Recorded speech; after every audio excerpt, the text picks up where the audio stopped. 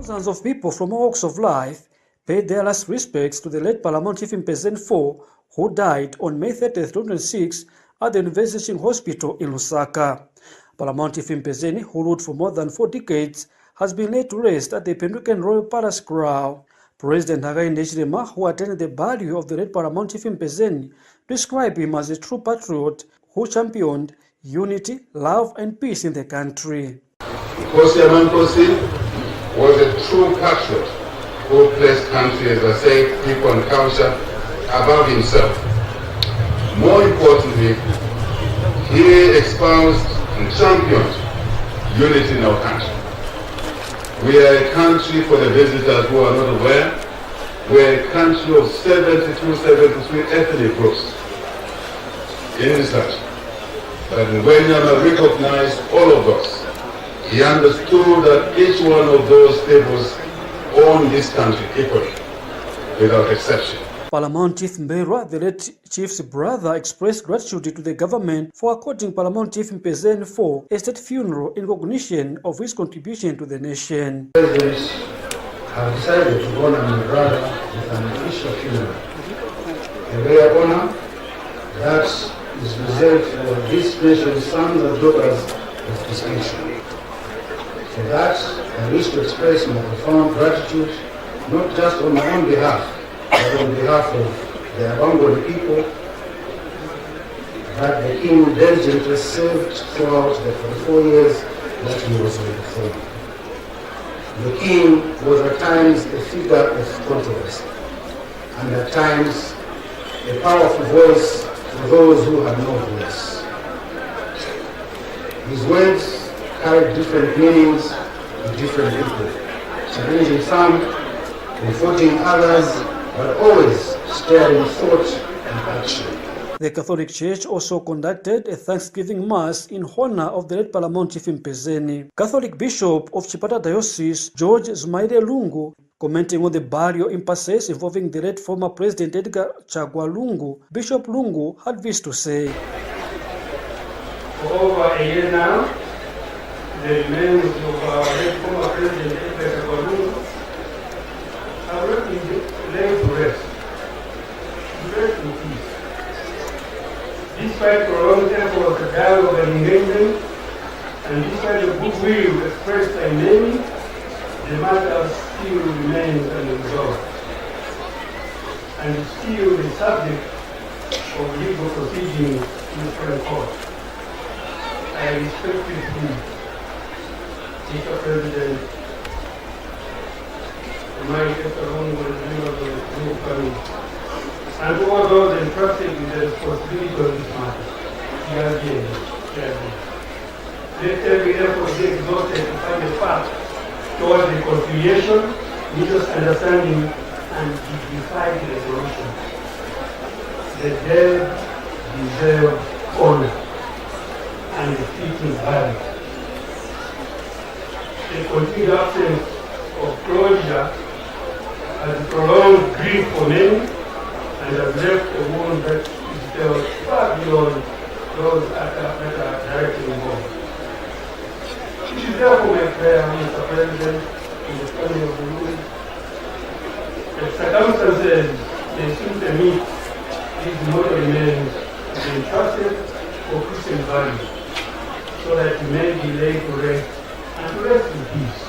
In reaction, President Ndashi and Makokwa called on the church to work together with the government to ensure that the late President Lungu is buried with dignity. This applies, Bishop Lungu, to our 6th president, who we lost. It is our duty to bury him with the military protocols. He was Commander-in-Chief of our country. And I agree with you, we must all work together to bury our 6th president with dignity in the military style yesterday. Let us work together to do that. Born David Jere, he was installed as Paramount Chief Mpezeni in 1982 and served his people for more than 4 decades. He is gone, but his voice, frank, courageous and deeply rooted in his people, will echo for generations. For more than 4 decades on the throne, Paramount Chief Mpezeni was Nkosi Amankosi, a chief of chiefs who never bowed to power when his subjects were suffering. He was vocal in defense of culture, land and tradition. From the Wala ceremony to the corridors of government, his words were direct and unfiltered. He challenged corruption, he demanded development for Eastern Province, he told presidents to their faces what his people needed, and he did so without fear. For Crown TV News, Sambo David Chipata, Eastern Province.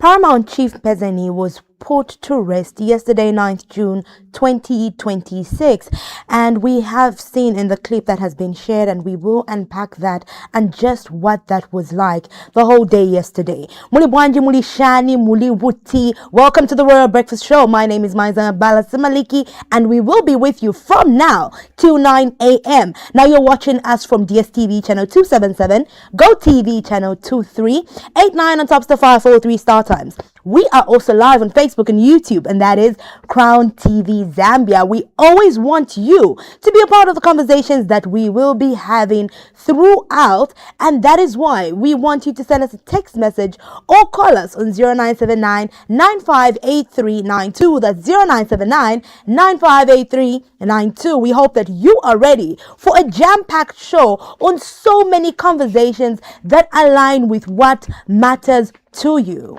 Now, the World Meteorological Organization has warned that El Nino conditions are actually forming up, and have warned of high temperatures that are coming in the next few months. That's another topic that we're going to be looking at this particular morning. How can we prepare for the El Nino that is forecast to affect the Southern African region is another topic that we're going to be talking about. Remember that this is a very interactive program, and we want to hear from you as our viewers, what your thoughts are as regards what we're discussing this morning. The number is 0979 958392. You can begin to send us your text messages on that line. My name is Makokwa Kozi. With only about 65 days before we head to the polls in Zambia, which is on the 13th of August 2026, and of course, as you would know, during this period, a lot of tensions are flying and a lot of emotions are also running high, which is why you've been seeing in parts of the country, such as Kabwe District, as well as in Chowama constituency, there have been eruptions of political violence, which have been sprouting out. And majority of the political parties have been urging the citizens to refrain from that so that we have a peaceful election and that we do have a peaceful election, and most of the people do head to the polls in a sane manner. But you can also join us when we do look at the newspaper headlines, when you can pick and choose whichever headline stands out to you the most. And of course, you can always come through on the number, which is 0979 958392. We're also live on our Facebook page as Crown TV Zambia, as well as our YouTube channel, where you can also subscribe so that you can find out all the lovely shows that are airing on our platform. And also, tomorrow is the big day because it is the 11th of June and the World Cup is officially kicking off, and it's between 3 different countries. So it's Canada, it's Mexico, and it's the United States. Who do you think is going to be taking the crown this time around? It's very tricky. Yesterday also, we saw how the Copper Queens had also taken the throne of the 4 Nations tournament, beating Zimbabwe by 3-0. All of that is going to be coming up later on in the show. My name is Ndashi Mataka. Good morning, Dash the greatest and Desali. All right, I just want to know where Desali comes from. Well, that's a very odd name. It's very odd. Where did it come from? There's always a story. It comes from football. Really? Yeah, Mr. Kozi, I don't believe this thing that you have a second career or life in, you know what I mean, in soccer. Oh, yeah. Growing up, I played a lot of football with my colleagues. There was a French footballer. He played for Chelsea, he played for AC Milan, and he played for France as the national team. His name was Marcel Desailly. And I in the process, I got nicknamed after him. And my other nicknames growing up, all from football, or should I say all my nicknames have been, I don't know why, derived from hard tackling footballers. I was once called John Soko as a young man, as a young boy. Growing up, then they started calling me Yellow Man after Eston Mleng. John Soko was a Nkana defender as well. He also played for Kalush Modern Stars. And then they started calling me Modo after Modon Maritori. And then now the one that stuck was the Desai one. And also Desai was known to be a very, very hard tackling defender. I'm going to make it a task for Dash the Greatest and I to see you in action. Have you seen him play? I've seen pictures. No, pictures do not do justice. I think we need a situation where we actively see him play. But before I ask you what's on your mind, what's my other name? I'm going to ask both of you. I mean, Dash the Greatest, Desai. Simaliki. No, that's my husband's Mbala. name. That is my father's name. Nchimunya. Denga. No. I remember it. Tell me. Is it Agatha? It's an English name. Wow, you're close, but I'm close, yeah. We're Wait, talking. whoa. No, but I'm not talking about stage names. We're talking about stage names. You mentioned it once. I did. It's like, oh my word. That is going to be a task for all of you this morning. Okay. So everybody is going to call you Desai this morning and Dash the No, Greatest. And we keep your favorite media girly as my name for the day. But away from that, what's on your mind this morning? Dash. What's on my mind is political violence. Mr. Kozi. What's on my mind is El Nino. El Nino. And what we expect to come. Amazing. It is 6:30, and before we do unpack all the things that we want to have a look at this morning, we'll go on a very short break. When we get back, we get right into the daybreak news, so make sure you don't go away.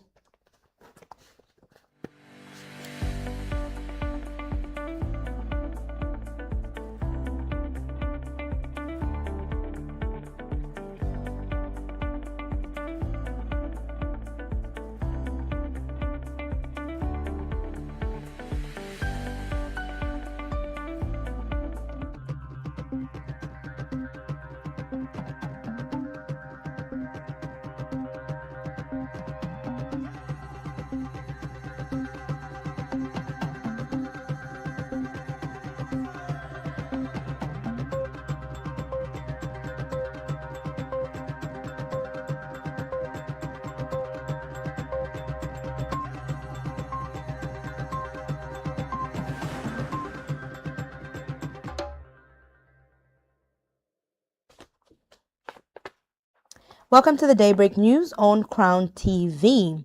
President Hakainde Hichilema has described late Paramount Chief Mpezeni as a true patriot who championed unity, love, and peace in the country. President Hichilema made these remarks during the burial of the late Paramount Chief at Ependukeni Palace in Chipata, Eastern Province. Meanwhile, Paramount Chief Mbelwa, the late chief's brother, expressed gratitude to the government for according Paramount Chief a state funeral in recognition of his contribution to the nation. Thousands of people from all walks of life paid their last respects to the late Paramount Chief Mpezeni IV, who died on May 30, 2006 at the University Hospital in Lusaka. Paramount Chief Mpezeni, who ruled for more than 4 decades, has been laid to rest at the Penduken Royal Palace Crown. President Hakainde Hichilema, who attended the burial of the late Paramount Chief Mpezeni, described him as a true patriot who championed unity, love, and peace in the country. Nkosi was a true patriot who placed country, as I say, people and culture above himself. More importantly, he espoused and championed unity in our country. We are a country, for the visitors who are not aware, we're a country of 72, 73 ethnic groups in this country. But when Nyama recognized all of us, he understood that each one of those peoples own this country equally, without exception.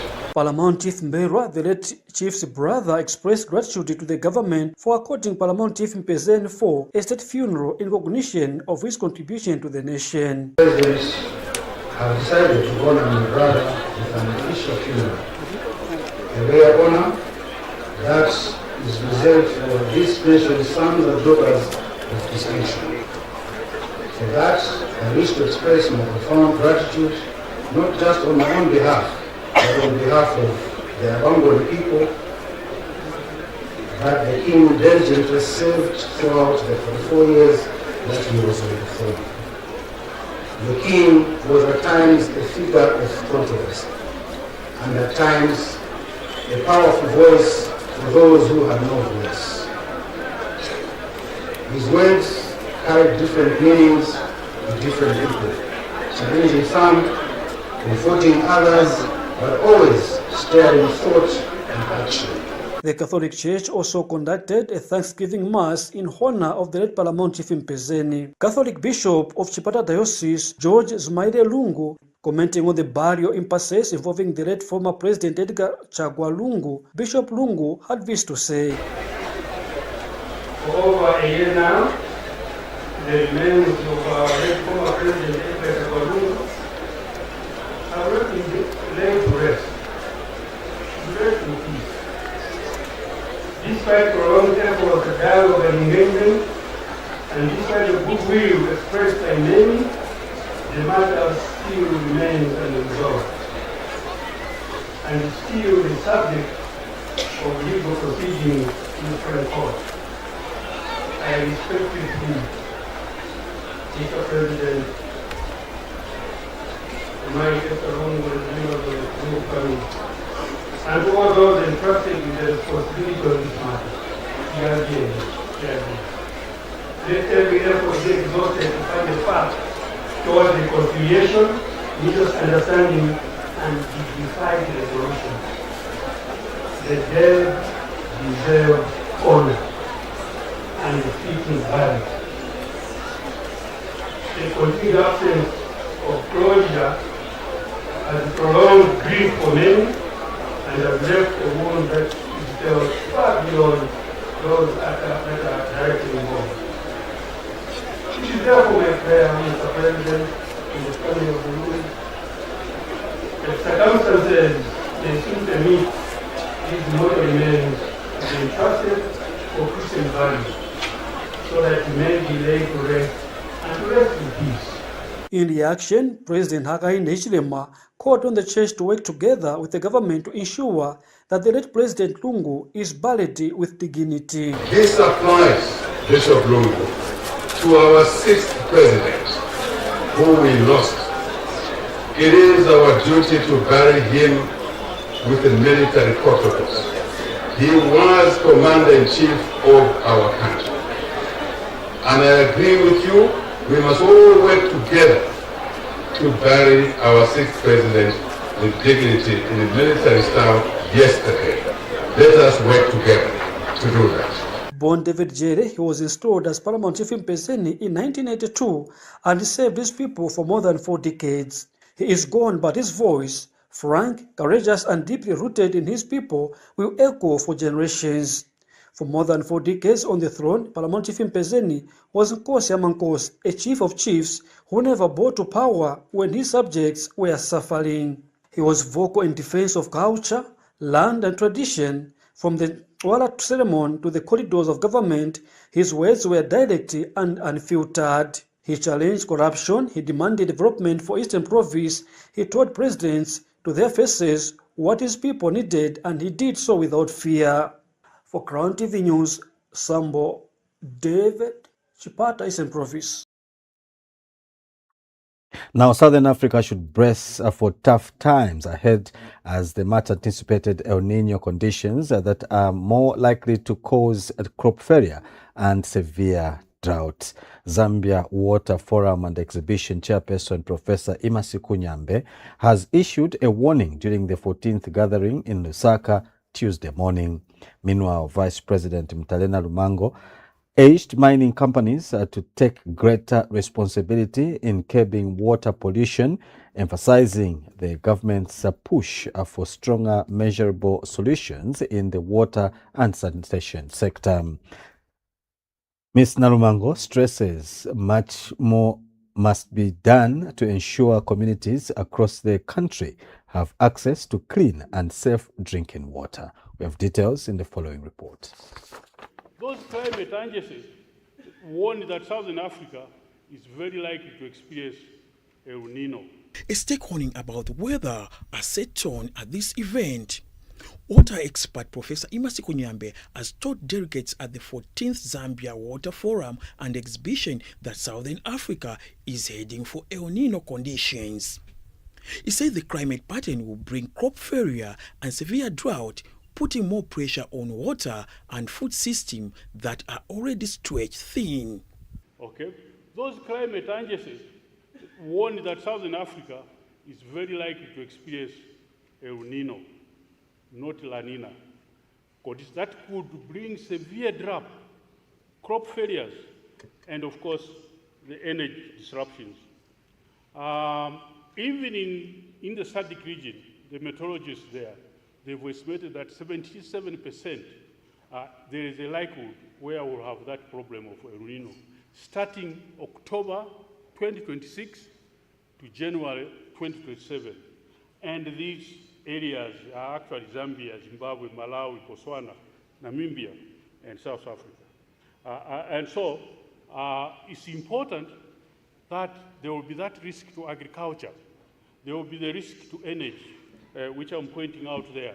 Okay, and so my advice is that this bumper harvest that we are going to have now, okay, I've seen when I went to Mumbwa, people are bringing maize and what have you. Please, Zambians, please, can we keep our maize? And officiating at the event, Vice President Mtalena Lumango shifted the focus to pollution. She called on mining companies to take an active role in controlling water contamination as government pushes for stronger, measurable solutions. She added that government is aware about how climate change is damaging water infrastructure and it is reviewing the sector's regulation to make them more viable.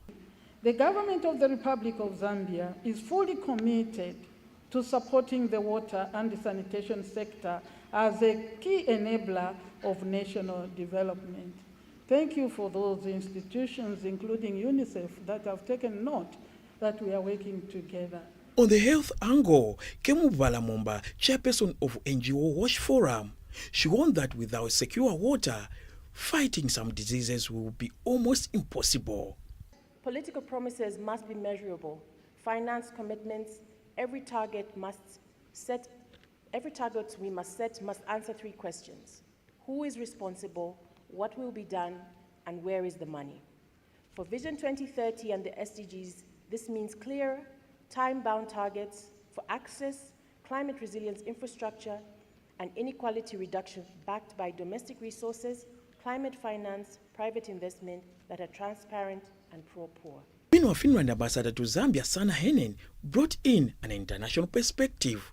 She called for more transboundary water conversations so that countries can align with international laws.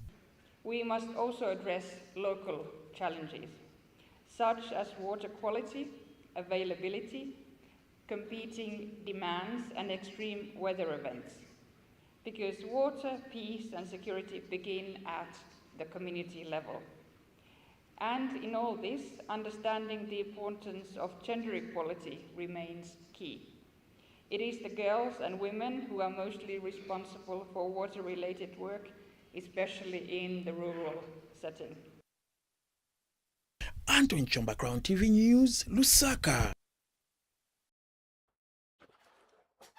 In other stories this morning, police in Lusaka have finally detained a 41-year-old police officer identified as Gistrus Mulengo, who is linked to the alleged death of a 19-year-old boy from Kanyama compound.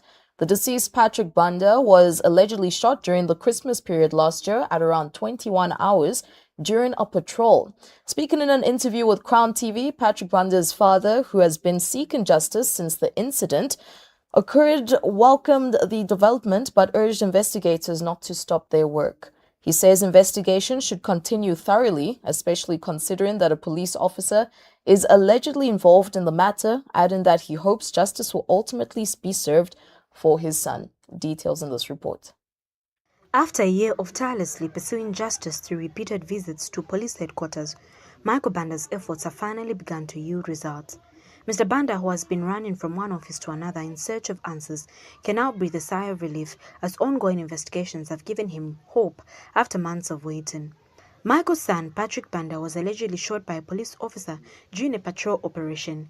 Following intensive investigations, the officer suspected to have been involved in the incident has since been detained.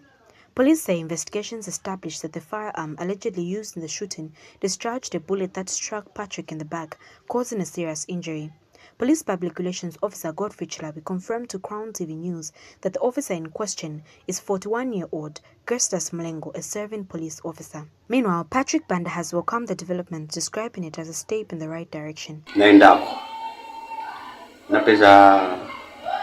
Polisi amenezo tulingana na paisho ya mwana napezo tu yamuchinja to anamuchinja pano asenzera ku Kabangwe awenzi wa Mr. Chanda then naenda kuliwa CIO Mr. Mtankwa tinawafusa mtanzona omuntu tinamkwira alipano so tinawafusa sinwamena anabaya even ambata titacha be suspect because tikalibe ulandira report iliyoshoka ku ballistic kuja utitembera kuto amana shuta mwana ni uyu. However, he has urged the police not to end the matter there, stating that there's a need for a thorough and impartial investigation despite the suspect being a fellow officer. Ine chachitikira marizeki titakira winango songati muyangana na mweka baboma mukapezekana vuto mwasiyama civilian panja kumena vutikira so chape nchiboma siseweza bwino. As investigations continue, Michael Banda remains hopeful that justice will ultimately be served for his son, while calling on law enforcement authorities to ensure accountability and transparency throughout the process. Kundej Sachingalesu Ngandu, reporting for Crown TV News in Lusaka. In other stories, Information and Media Permanent Secretary Tawo Kawana has condemned the alleged incitement of violence by Kawe Central mayoral aspirant Wilson Pondamali. Speaking during a media briefing in Lusaka, Mr. Kawana clarified that Mr. Pondamali was acting in his capacity as a mayoral candidate and not as a journalist. He urged the public to uphold peace and avoid engaging in violence, warning that law enforcement agencies will take action against anyone that is found wanting. Mr. Kawana also advised citizens against taking the law into their own hands and encouraged them to report such matters to the relevant authorities. So the only time the police are going to see that we're equal to the task is going to object to this. We just got this, just pick one idiot from there and deal with him. Minister of Information and Media Permanent Secretary Tawo Kawana has warned journalist turned politician Wilson Pondamali and others that the law will not spare anyone found violating it. Speaking when he addressed the media in Lusaka, Mr. Kawana strongly condemned the alleged incitement of violence by Kawe Central mayoral aspirant Wilson Pondamali. Such should not be, shall not be tolerated in the country, and anybody who dares to break the law will face the law and the ramifications thereafter in accordance with the law, and there will be no sacrificial lambs. In a video circulating on social media and other platforms, Mr. Pondamali is seen and heard allegedly encouraging his supporters to abduct an individual believed to be a supporter of the UPND. It is very clear, like a Pokola, they cannot help us. So the only time the police are going to see that we're equal to the task is going to object to this. You just go this, just pick one idiot from there. And deal with him. Yes. He might be injured in the process. And let's go and pick one idiot from there, and then we deal with him. Mr. Kawana clarified that Mr. Pondamali was acting in his capacity as a mayoral candidate and not in his role as a journalist, distancing the media profession from their late conduct. The person that has been arrested is a citizen contesting in an election who has been inciting violence, asking people to engage in political violence, even proposing to abduct a member of another political party and deal with that person, even cautioning his members that some of you will be injured in the process. He further stated that government had not received any official communication suggesting that police failed to assist the opposition candidate. What we have is a claim that the police did not act. But we all know that when we go to the police, we report and leave matters in the hands of the police. No matter what happens at a police station, there is no citizen or grouping in this country that is allowed to take the law into their own hands. Once you do that, you abrogate the law and you face the consequences. Mr. Pondamali, the Kawe mayor aspirant, is currently in police custody after being arrested for alleged incitement of violence. The permanent secretary has since urged members of the public to maintain peace and avoid violence and allow law enforcement agencies to handle such matters, warning that anyone found on the wrong side of the law will face the consequences. He also advised citizens against taking the law into their own hands and encouraged them to report grievances to the relevant authorities. Blessings Mkandawe reporting, Crown TV News in Lusaka.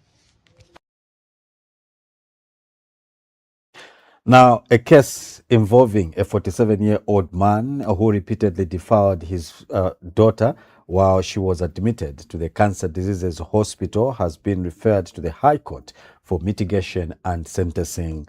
Lusaka Magistrate Kawana Mwamfuli explains that magistrate court lacks jurisdiction to impose a sentence in the matter. Evidence presented revealed that the father would frequently visit his daughter at the hospital bed, using those moments to sexually assault her, including forcibly inserting his fingers into her vagina. Upon review, the court convicted him of indecent assault rather than incest, and the matter has now been escalated to the High Court for appropriate sentencing. We have more in the following report. The Lusaka magistrate has convicted a 47-year-old man of indecent assault after finding he sexually abused his 7-year-old daughter while she was admitted to the Cancer Disease Hospital. Delivering judgment, Magistrate Kawana Mwamfuli says the magistrate court lacked jurisdiction to impose a sentence in the matter. It therefore committed the accused to the High Court for mitigation and sentencing. The case, which has drawn widespread public attention, involved repeated assaults at the hospital where the child was receiving treatment. In its ruling, the court says it was satisfied that the child was the accused's daughter and that she was admitted to the Cancer Diseases Hospital at the time of the offences. It noted that other caregivers in the ward testified that they saw the accused bathing the child. Evidence presented to the court indicated that the accused inserted his private parts into the child's vagina on 4 occasions and also inserted his fingers. The child gave unsworn evidence and was not cross-examined by the accused. Medical findings supported the allegations. Doctors found injuries consistent with child sexual assault. An expert witness, the 7th witness in the trial, testified that the finger would likely cause redness and that inserting more than one finger could cause tearing. Forensic analysis found no spermatozoa, but the court held that the expert evidence was sufficient and the conclusion of sexual assault could not be escaped. One witness who was cleaning the bathroom reported seeing male and female clothes, hearing loud water running and music, and hearing the child screaming. Another witness found genital fluid on the child's private area and took photographs, which the court says showed sexual abuse. The court also found that testimony from 3 different witnesses showed the accused used to bath the child, giving him the opportunity to commit the crime. In his defense, the accused told the court that on March 11th, he had gone for a CT scan and that the child's sister was the one who would usually bath her. The court rejected this, noting that the accused did not cross-examine the 3 witnesses who said they found him bathing the child. The court ruled that the prosecution had proven the case of indecent assault, but not incest. The matter now awaits sentencing before the High Court. Kundej Sachingalesu Ngandu, reporting for Crown TV News in Lusaka. And now finally in sports, where the Chess Federation of Zambia, CFZ, has partnered with Mobile City Phones Paradise to sponsor Chief Mukuni International Chess Tournament. The partnership will see Mobile City Phones Paradise provide phones and laptops to the winners of the tournament. This year's tournament will be held in Livingston from 4th to 7th July 2026. Mobile City Phones Paradise Head of Marketing Masambo Minanu says Mobile City will also sponsor other chess tournaments. Chess Federation of Zambia has partnered with Mobile City Phones Paradise for the 2026 Chief Mukuni International Chess Tournament to be held in Livingston from 4th to 7th. The partnership will see winners of the tournament go away with phones and laptops. Mobile City Phones Paradise Head of Communication, Masambo Mumuni, says the partnership will be an ongoing partnership. Aim is that we don't want to divorce. We want to make this partnership grow. We want to make us to come through. Because it's a tournament that we're going to find that even a child, a kid, I've witnessed where kids are playing chess. There are no fights there. That's what we want. So our aim is to make this tournament or make this federation grow, make this chess grow. Remember I said we want to go in secondary schools so that people can know these chess tournaments, chess games as well. We want a lot of medals. We want to produce a lot of Amon Simtoe. Chess Federation of Zambia President Leslie Chikusa says he is happy to have received this partnership as it will help improve chess in Zambia. This partnership between Chess Federation of Zambia and Mobile City is a very important partnership for us as Chess Federation of Zambia. Thank you very much, colleague. Because sport and chess can only be sustained through such partnership, through corporate sponsorship and support. Then we get assured that the sustainability. And one of the players says the partnership will help players use the technology to improve the game. The sponsorship is going to help very much because a lot of chess players are missing out on online stuff, social media. Most nowadays, technology is booming, so a lot of chess players need these gadgets to continue the training, online training, because most staff players are mostly abroad. So yeah, you can be doing online chess, online trainings and everything. For Paramount TV Sports, Leoncy Victoria in Lusaka.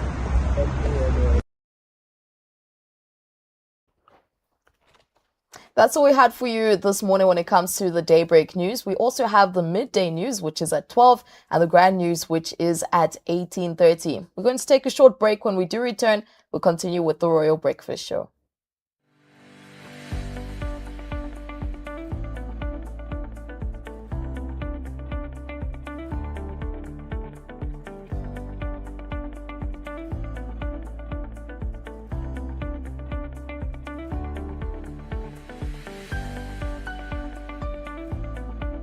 Welcome to the world of football. Rising stars, global icons, your favorite teams, your favorite players, every goal, every save. One stage, same roar. The stage is set for the battle of glory. Watch all 104 World Cup matches live on Azam TV. Azam TV, broadcast licensee, FIFA World Cup 2026. Buy Azam TV decoder at 350 Zambian kwacha and full kit at 589 Zambian kwacha and 2-month subscription. For more details, call 971-246-222, 763-664 455.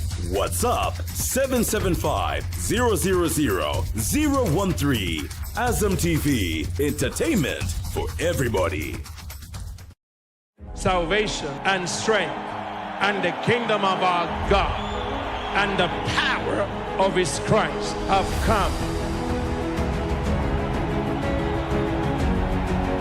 Lift one hand and now lift the other hand, because our man of God in a surrendered position is more dangerous than an entire army.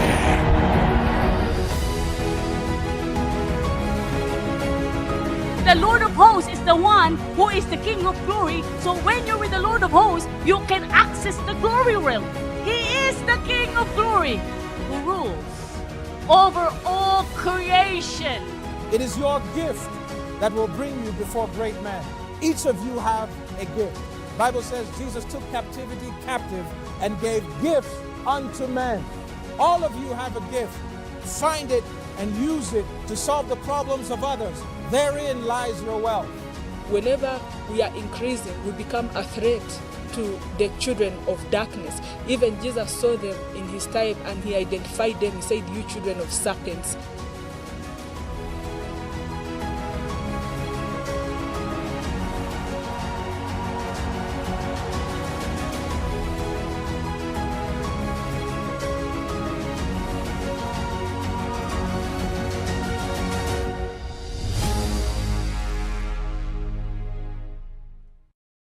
On a busy day in Lusaka, right in the middle of a vlogging, Mr. Simon Mwelo's phone battery died. Well, he knew what to do next. He called Zambia's top cell phone and accessories dealer. In a flash, problem solved. Across town, Dr. Sia Twambo was getting ready for a presentation when he realized that his PA forgot something. A quick call to Mobile City and his projector screen was delivered in no time. Meanwhile, Vana Fiasasa was about to leave for the village when she remembered she needed a phone upgrade. One call to Mobile City and a new phone arrived just in time. Vana Fiasasa snapping a selfie before hitting the road? But wait, I thought the other guys were in a hurry. For free, fast and reliable delivery, trust Mobile City.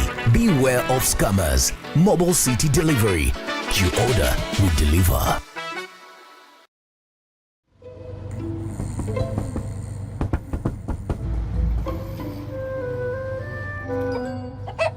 Numerous cases of people falling asleep have been reported across the African continent. No one can explain this phenomenon. With 24/7 FIFA World Cup coverage, sleep can wait. Everything can wait. Catch all 104 matches from as little as 255 kwacha, only on DSTV.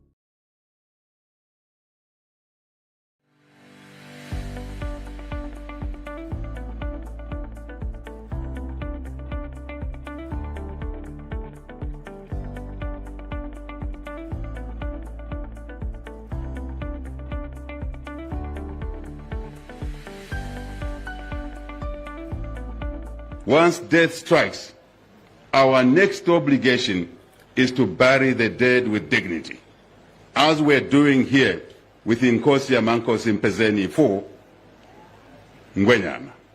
Our duty is to bury with dignity. Then we'll have given decency to the dead, as per our customs, our culture, or indeed the Christian values. And I want to say that this applies, Bishop Lungu, to our 6th president, who we lost. It is our duty to bury him with the military protocols. He was commander-in-chief of our country. And I agree with you, we must all work together to bury our 6th president with dignity in the military style yesterday. Let us work together to do that. Thank you for mentioning that issue. That is the statement given by our Republican President, Hakainde Hichilema, and that statement was made at Ipendukeni Palace yesterday during the burial of Chief Mpezeni IV. Now, today does mark exactly 370 days since the passing of our 60th Republican President, Edgar Chagwa Lungu, and just being able to hear what the President said yesterday did just spark some reactions online, and people did agree with the statements that were given by the President in that he ought to be accorded dignified burial. But we will be touching that and so much more this morning, and also just touch the different stories that we looked at in the news and our front page headlines. But before we get into that, we like to kickstart our morning with a very, very exciting thing, which is our money markets. Let us have a look at how the Zambian kwacha is doing against other major currencies. The Great British Pound is currently buying for 23.60 and selling for 24.07. The South African Rand is buying for 1.07 and selling for 1.09. The United States dollar is at 17.62 and selling for 17.97. The euro is at 20.37, selling for 20.77. Officially in the 17 kwacha mark, as declared would be in March, but it is June, and that is where we sit. Mr. Kozi Dash, your thoughts and opinions on this? I think yesterday we actually spoke about it. The fact that the figures for the United States dollar is quite pleasing. The fact that we thought that it was going to happen in March, but we're in June and we're heading into July. And of course, there are comments suggesting that this is only happening because we're heading towards elections. But it will be quite interesting to see after the elections how the figures are going to be looking, if indeed this was just because of this period or because we are working towards something. But Dr. Stumbeko Msokotwane was applauded for the fact that he really worked hard in his ministerial position as finance minister. So these are the results of it. The comparison of 2025 and 2026 shows that the Zambian kwacha has gained 41.66% in the past year. So I think that, and it has been regarded as one of the best performing currencies in the world. So I think that the kwacha has been doing well, and we are slowly beginning to see the benefits of the kwacha doing well. By you and I on Monday were speaking of how groceries are reducing. Yes. And I think that that is what is there to show that the currency is doing well. That's right, and I think Zambians can officially say it's converting to what we had hoped for, and it's very exciting to just be able to see that the Zambian kwacha is appreciating and continues to appreciate against major currencies across the globe. Now, with that in mind, we would like to move on to our front page headlines. Remember, it is a very interactive show, and we want you to be a part of the conversations that we are having this morning by getting in touch with us on 0979958392. That's 0979958392. We want to be able to receive your text messages and your calls. The phone lines will be open a little later on in the show, but for now, we are receiving your text messages, so you can go ahead and send your thoughts and contributions to 0979958392. Let us move on and have a look at the front page headlines and just see the stories that we do have, kick-starting with the Times of Zambia this morning. Our leading headline reads, HH eulogizes Mpezeni. That is the leading headline that we are seeing this morning in the Times of Zambia. It goes on to say, as Ngoni King is laid to rest. He says he was wise and humble. Another headline reads, ECL deserves dignified state funeral. And that is coming through from the head of state, our President Hakainde Hichilema, who then did give his opinion, and we did see the statement that we did play in the clip. Also in the Times of Zambia, VIP urges action to improve sanitation coverage. Also, mobile money transactions hit 486 billion kwacha is another headline that we do see in the front page of the Times of Zambia. Likomeno lands a cruiser is a story that is in the back page of the Times of Zambia this morning. The picture story there does show President Hakainde Hichilema, who joins the family of the late Paramount Chief Mpezeni in mourning. And that is a picture story that we have there. Another headline still in the Times of Zambia reads, President to inspect Mulungushi Varsity projects. And Kawana, IG speak tough on electoral violence. That's another story and issue we will be tackling this morning on the show. 48 million kwacha released to Dear Zampost retirees.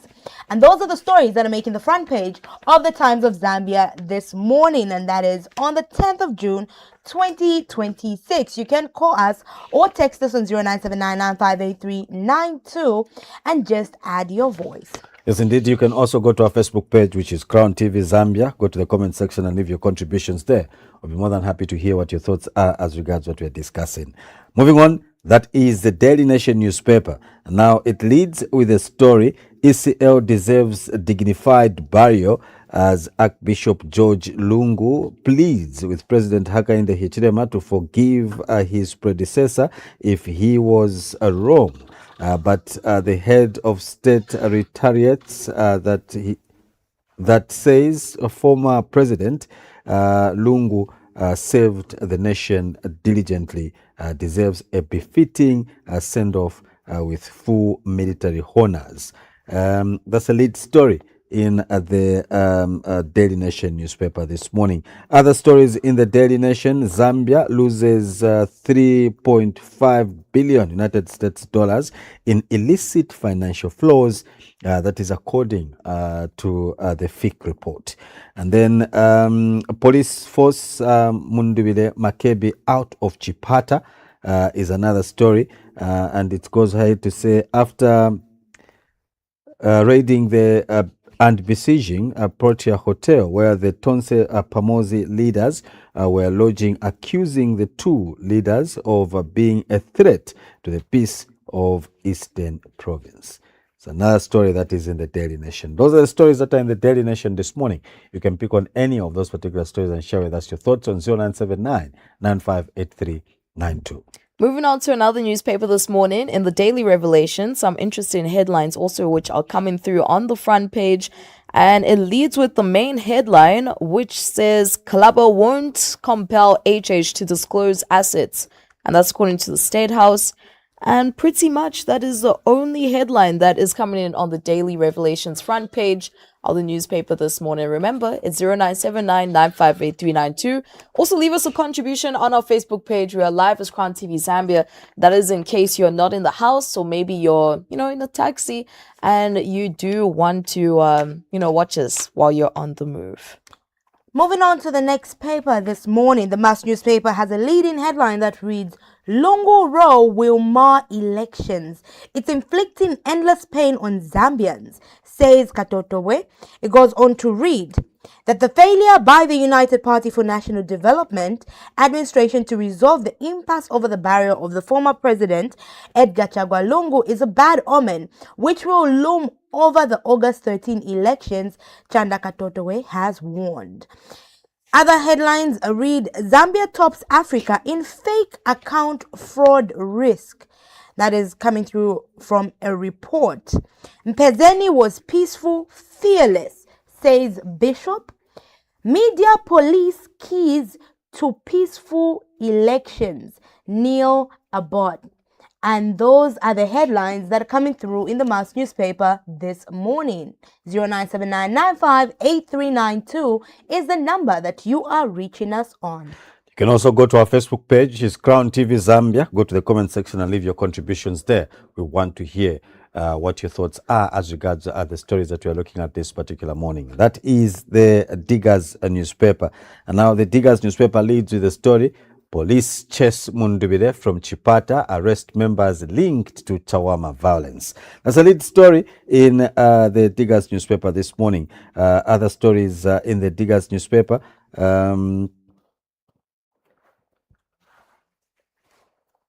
Load shedding is over, Zesco assures, is another story. The other one says, I left UPND, they should leave me alone. Gary is another story that is in the Diggers newspaper this morning. Let's work together to bury Lungu. HH appeals at Mpezeni burial. is another story that is in the Diggers newspaper. Those are stories that are making the headlines in the Diggers. You can get in touch with us on the number 0979958392. Alternatively, you can go to our Facebook page, which is Crown TV Zambia, and leave your contributions there. We're going through the front pages of the various newspapers this morning. It's no different with the Zambia Daily Mail, and it's leading with the main headline, which says, "End of an Era. HH leads thousands in bidding farewell to Mpezeni." And it goes on to say, says Lungu deserves burial with full military protocols. And then underneath that in red, Zampost retirees in 48 million kwacha windfall. And you can find more of that story on page 3. And then Hichilema expected in Kapiri. Another headline, Mpongwe gets 218 bicycles. Another headline right next to that one says, no protection for unruly UPND members. And that's according to Emenda. And then right on the side on your right, it says, strong kwacha excites Kitwe car dealers. Of course, we know why. And you can find more of that story on page 2. There's also an insider where there's an analysis on page 6 talking about growing Zambia's tourism through collaboration. And then because it's a Wednesday, because we're almost there, just hang on. It's an inspirational note. It says, every great move forward in your life begins with the leap of faith. And that's according to Brian Tracy. Otherwise, those are the headlines making the front page of the Zambia Daily Mail newspaper this morning. That is what we do have with our front page headlines this morning, and we want you to be a part of the conversation this morning on 0979-958-392. You can also drop a comment on Crown TV Zambia and just be able to be a part of the conversation. Mr. Kozi Dash, we'll start with the statement given by our head of state, where he does go on to say, ECL deserves a dignified military send-off. 1 year and 5 days. That's right. Past the death of former President Edgar Lungu, may so rest in peace. I think that as a country we should have forgotten about this matter now. What should have been happening now is that people should have been going to his grave just to have to visit. But up to now, the remains of the former president are still in the mortuary, which I think is a bad thing. It's not good at all. And a lot of people have been appealing to both the government and the family that the body of the former president is put to rest. And I think that it is overdue that the former president is put to rest.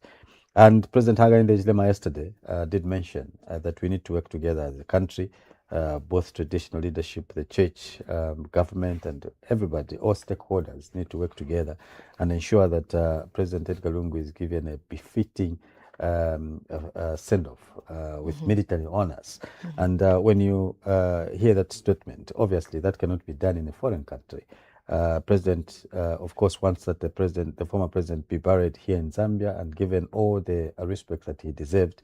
He actually acknowledged yesterday that President Edgar Lungu served this country with diligence, and he deserved to be given a befitting send-off. And I think that, well, all the stakeholders involved now should be thinking on how this can be done. And I think it is long overdue indeed. And the matter is in court. But I think that it should be concluded as soon as possible. President Edgar Lungu, may so rest in peace, I think should be put to rest with all the respect that he deserves. Many Zambians now are saying, let it be. Whoever is going to bury, wherever is going to be buried, let him be put to rest. And I think that was my first thoughts, my first thinking when I heard that the body was actually being repatriated to Chipata. That is the late Mpezeni, the Paramount Chief Mpezeni IV.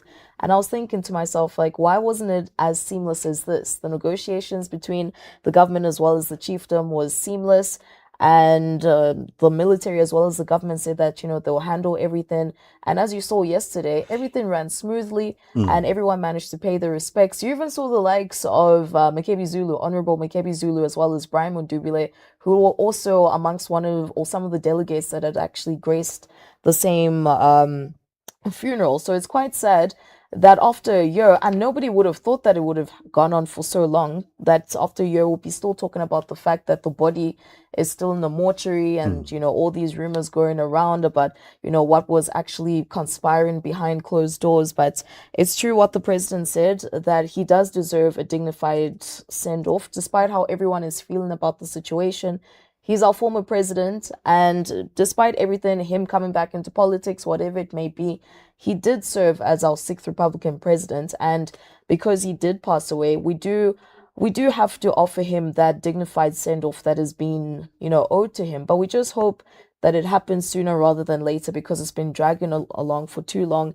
And we can only imagine what the family and also the extended family could actually be going through, having had this thing, going back and forth for all this while. Now, Chanda Katotowe in the Mass newspaper stated, has gone on to say that the lack of a resolution when it comes to the impasse concerning the burial of our former head of state is a bad omen that's going to loom over the 2026 August 13th elections. I don't know what, I just want to hear your thoughts surrounding that.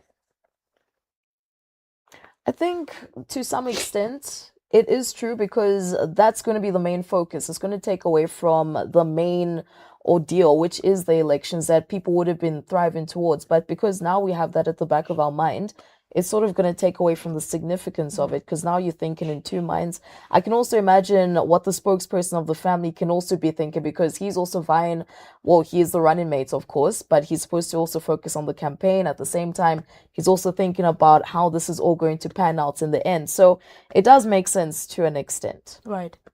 Yes, indeed, and I think that a lot of people have spoken about the open grave that is at the presidential burial site, and I think that it is. I've heard a lot of people say that leaving an open grave like that is bad omen, and of course,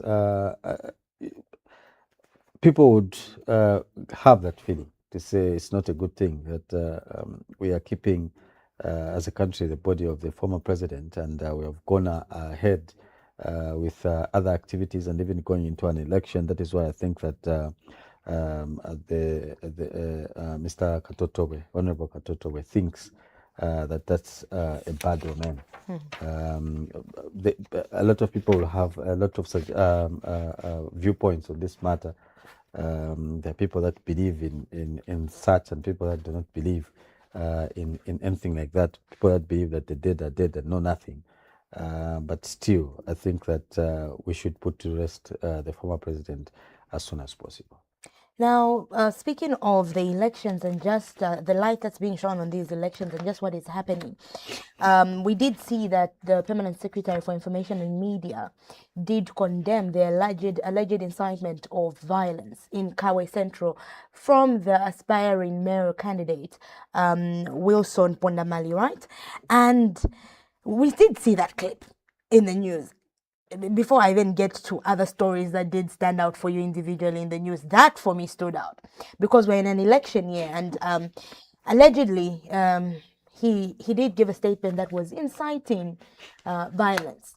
And right now that is a very sensitive issue because we're in a very sensitive period, 65 days, less than 3 months, we're going to the polls as Zambians, and emotions are high, and I believe there's so much going on that is trying to maintain an atmosphere that is violent free, an atmosphere that is very peaceful, an atmosphere that accommodates people to be able to express themselves regardless of what political affiliation that you do have. So to see the PS come through and just condemn that is something that does stand out, because I believe many people are coming through and just not aligning with this. Firstly, it's interesting that you're using the word allegedly. Right. We have seen the video. That's true. We have seen aspiring candidate for Kawe making that statement. We have seen the young people there loading stones in the vans. Right. We have seen women as well loading stones and even claiming that police will come and pick up dead bodies today. What does that mean? Right. And in his words, Mr. Mpondamali says let's go grab one a person from there. That's not the word he used, but he used that particular statement with the word that I wouldn't have to use on TV, and show the police that we are capable. I think that the electoral code speaks about electoral violence, and I think that as a country, this is a topic that we have been discussing for a long time. And so, to my surprise, a lot of people say that electoral violence disadvantages not only women but even young people. And those are the people that we are seeing in this video. These are young people.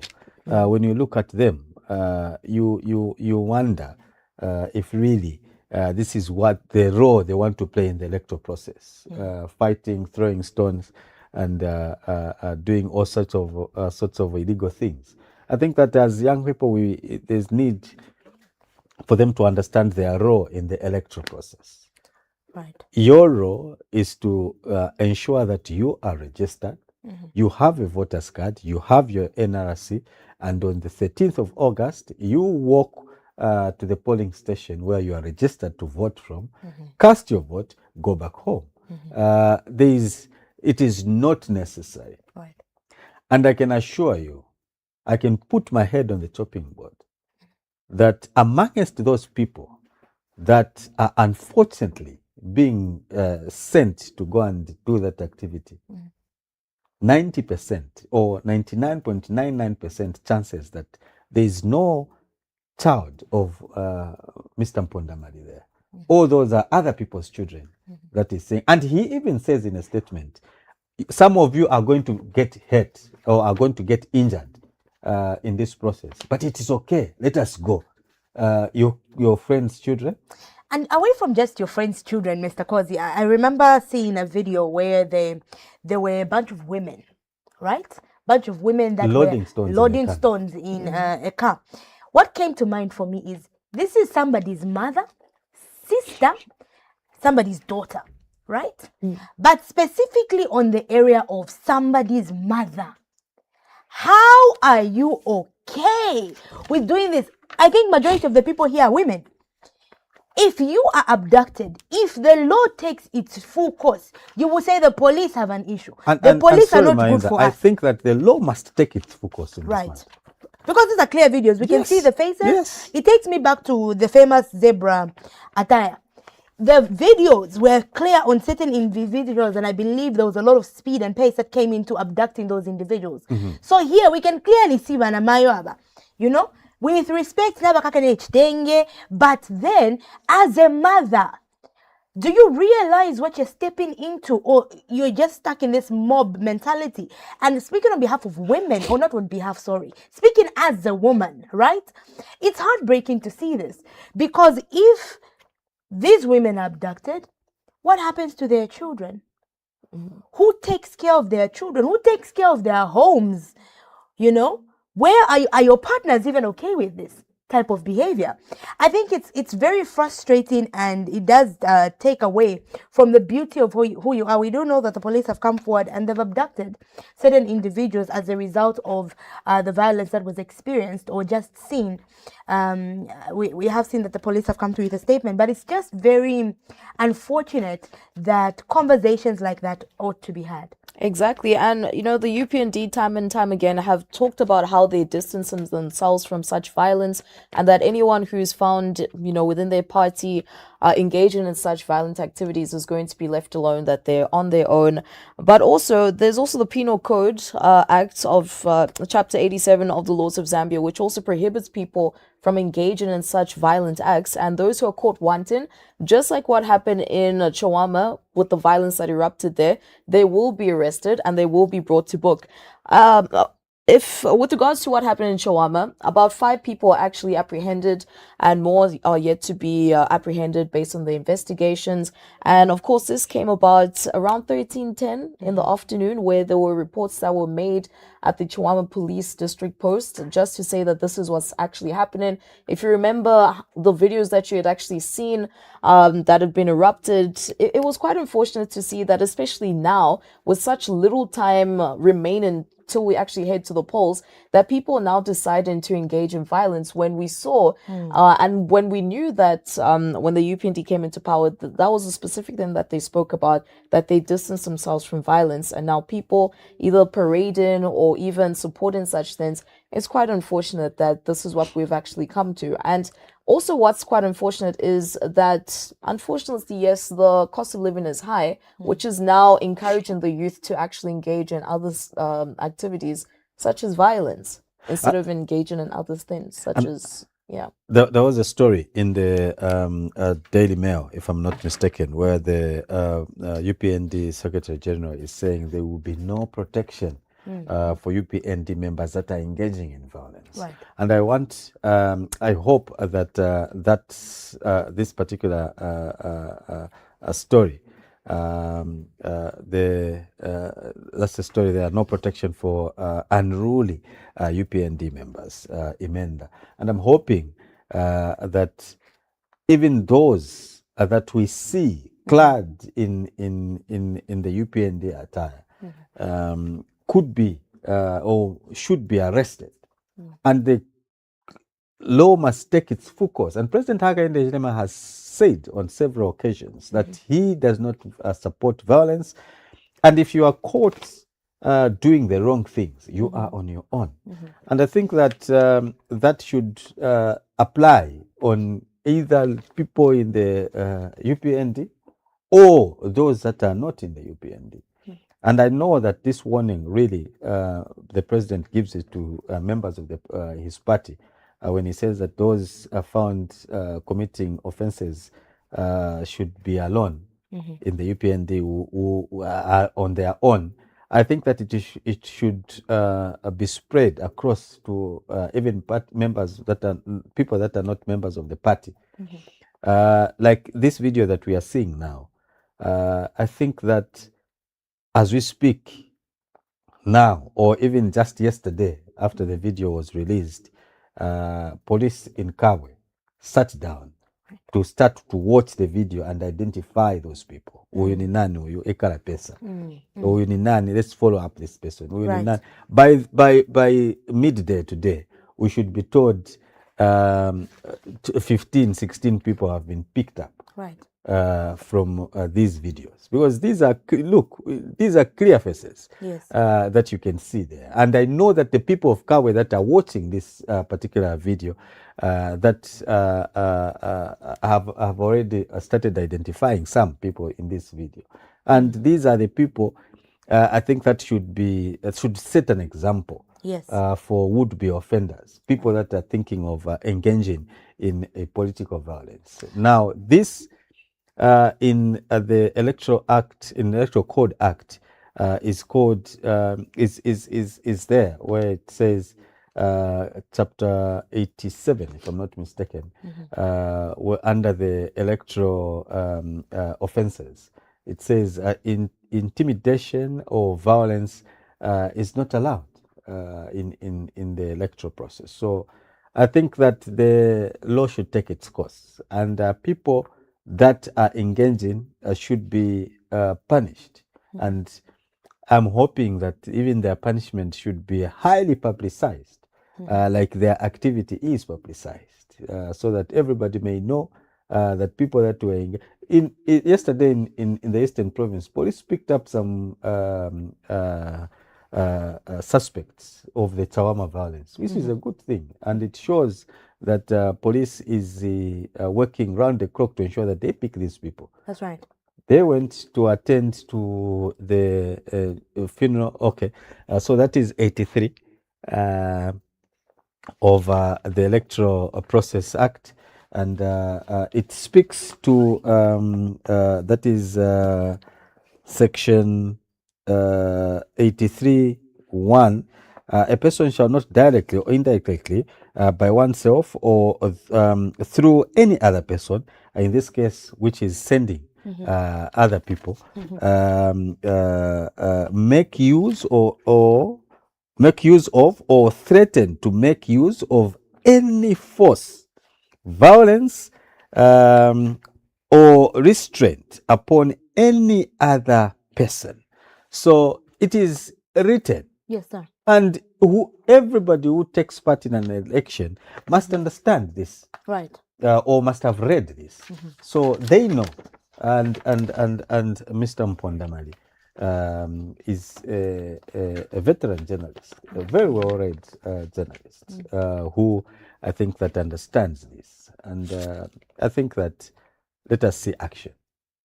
I think that is an expectation that a lot of Zambians will have going forward, because, and this is what's interesting, at the same time, when we are calling on the police to act, when the police act within their capacity and work, sometimes we don't, receive it well as Zambians. But when we see issues like this, who else is meant to restore order and, sanity to situations? We can't have men and women who are supposed to be active participants and players in what happen in our constituencies, in our communities, be individuals. Those are people that are leading homes. Those are people that are running homes. Those are people that are building future leaders.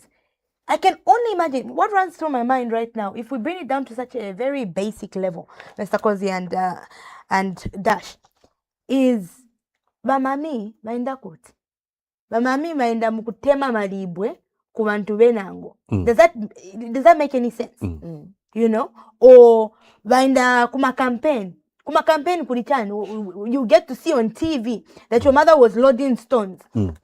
What's it supposed to do? To even just your home structure. And away from that, what example are you setting? Bringing it back to what you said about these are people's children, the youth.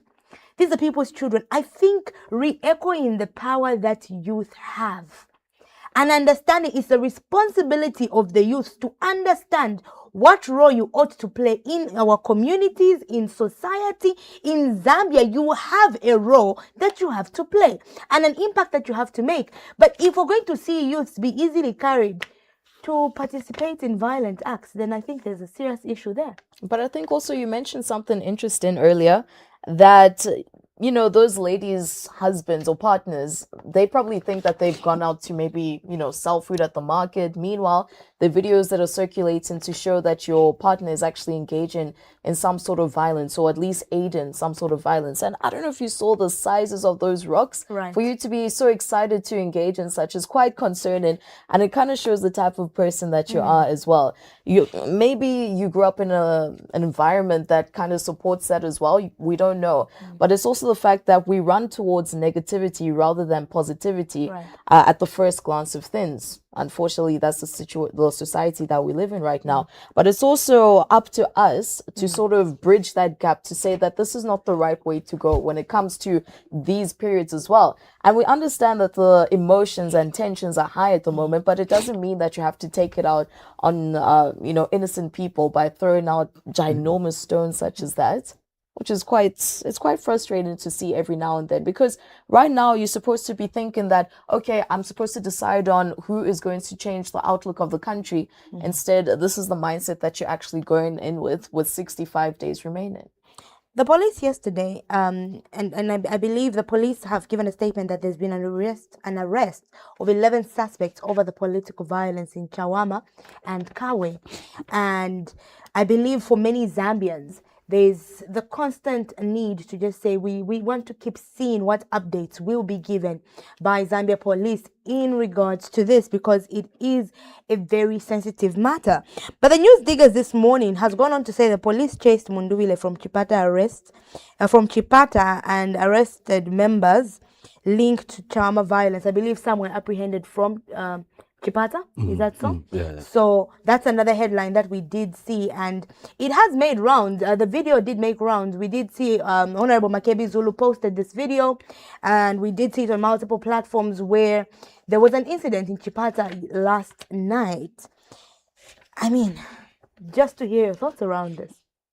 Mr. Kozi. Well, I think that as I said earlier, police are working around the clock to ensure that they bring to book people that are engaging in political violence. And I think that personally, I support bringing to book people that are perpetuating political violence. Political violence, I think, is the ugliest. I hate, personally, I hate political violence. And all this while, we have been speaking about curbing this vice. And I think that during the by-elections, it wasn't that much. Right. And I think that we were making progress as a country as regards ending political violence. There were some pockets of violence that we recorded during the by-elections from 2021 to 2025. But I'm thinking that it wasn't as much. And to begin to see that there have been some incidences now, or should I say the instances that we have reported from the nominations up to now, I think that is too much. We saw what happened in Mazabuka, and after a long time, we saw tear gas being fired in Mazabuka, and I think that it is very, very unfortunate, and this should not be allowed to continue. So I think that police should work around the clock. Whoever is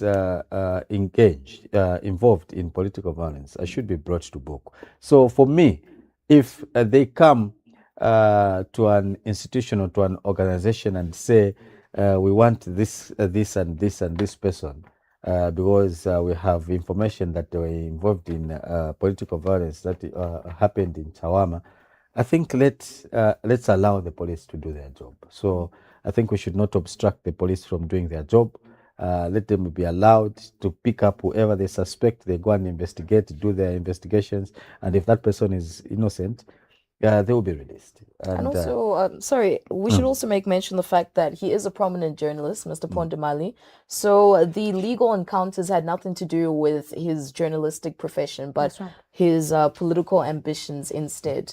And yeah, that's just according to the reports. Before people start saying, no, it's because he's a journalist, that's why they had to detain him. But no, it's nothing of the sorts. And I think clarity was also given by the PS to say he was not functioning in his capacity as a journalist, as a veteran journalist, but as a mayor aspirant for Kawe Central. Now, we do want you, our viewers, to be a part of the conversations that we are having this morning by getting a hold of us on 0979-958392. That's 0979-958392. We are opening the phone lines and we want to interact with you.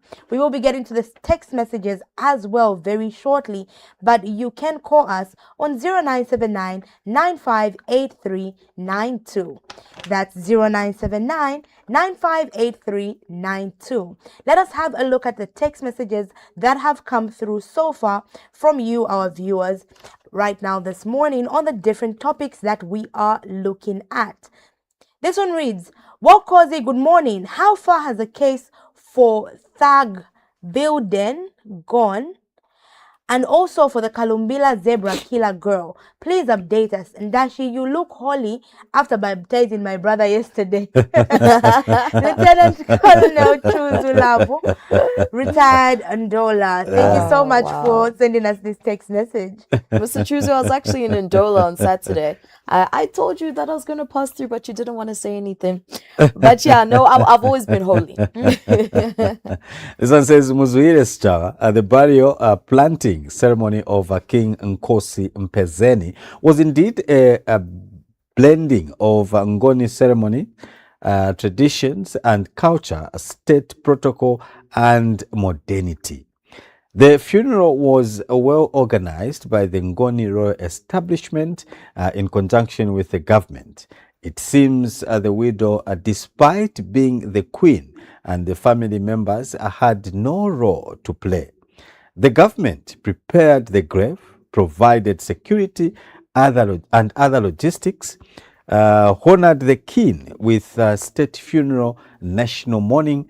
Esther Nyawa Lungu family and PF should be ashamed of themselves. Farewell, Nkosi.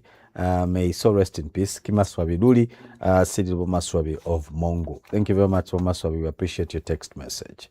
Good morning, Prince Kozi and the two queens. The burial of Chief Mpezeni should teach the ECL family how a respected person ought to be honored. The president is under oath, who cannot change anything but to protect the constitution, either as a president.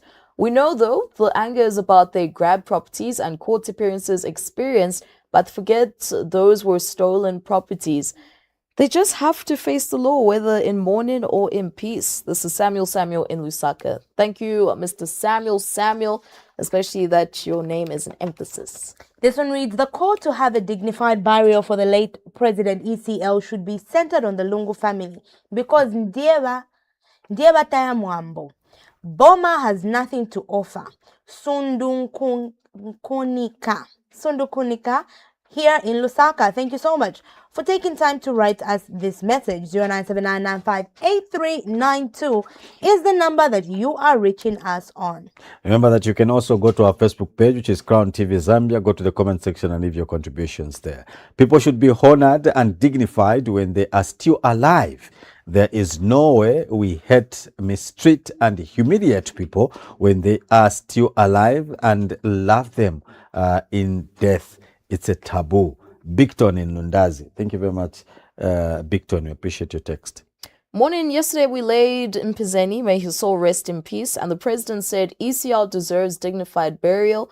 He was the chief army commander. No politics here. From Joe Kantanshi in Mufulira. Glad to know that Mufulira is watching this morning. Let it be known that Honorable Makebi Zulu comes from Eastern Province. To hound him and President Mundubile like that leaves much to be desired. God causes people to make mistakes for his will and purpose to be accomplished. They have made themselves very unpopular in Eastern Province. Believe me not. Bigton in Lundazi. Bigton, thank you so much for sending us a text message this morning. 0979958392. Yes, indeed. We will continue with the text messages on the number that is on your screens. This one says, good morning, panel. Enjoying the program. Wishing everyone a blessed and wonderful midweek. William Tonga, Jack Lusaka. Thank you very much, Mr. Mtonga. We appreciate your text message. Good morning, RBS family. It's always my great pleasure watching this informative, educative, and wonderful program.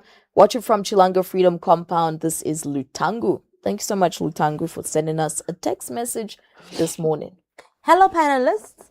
Honestly, how do you go for a funeral and start conducting dark corner meetings in the night? They did well to chuck them out of that hotel. They are a danger to society. Samuel in Lusaka, thank you so much for this message. Yes, indeed, we continue with the text messages. Good morning, Crown TV. If Jesus Christ was condemned to death and had a dignified burial, what is so special about former president's burial? Our president, it says he is not interested in viewing Lungu's body.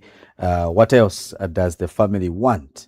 Mr. Matafwali from Kampirimposhi. Thank you very much, Mr. Matafwali. We appreciate your text.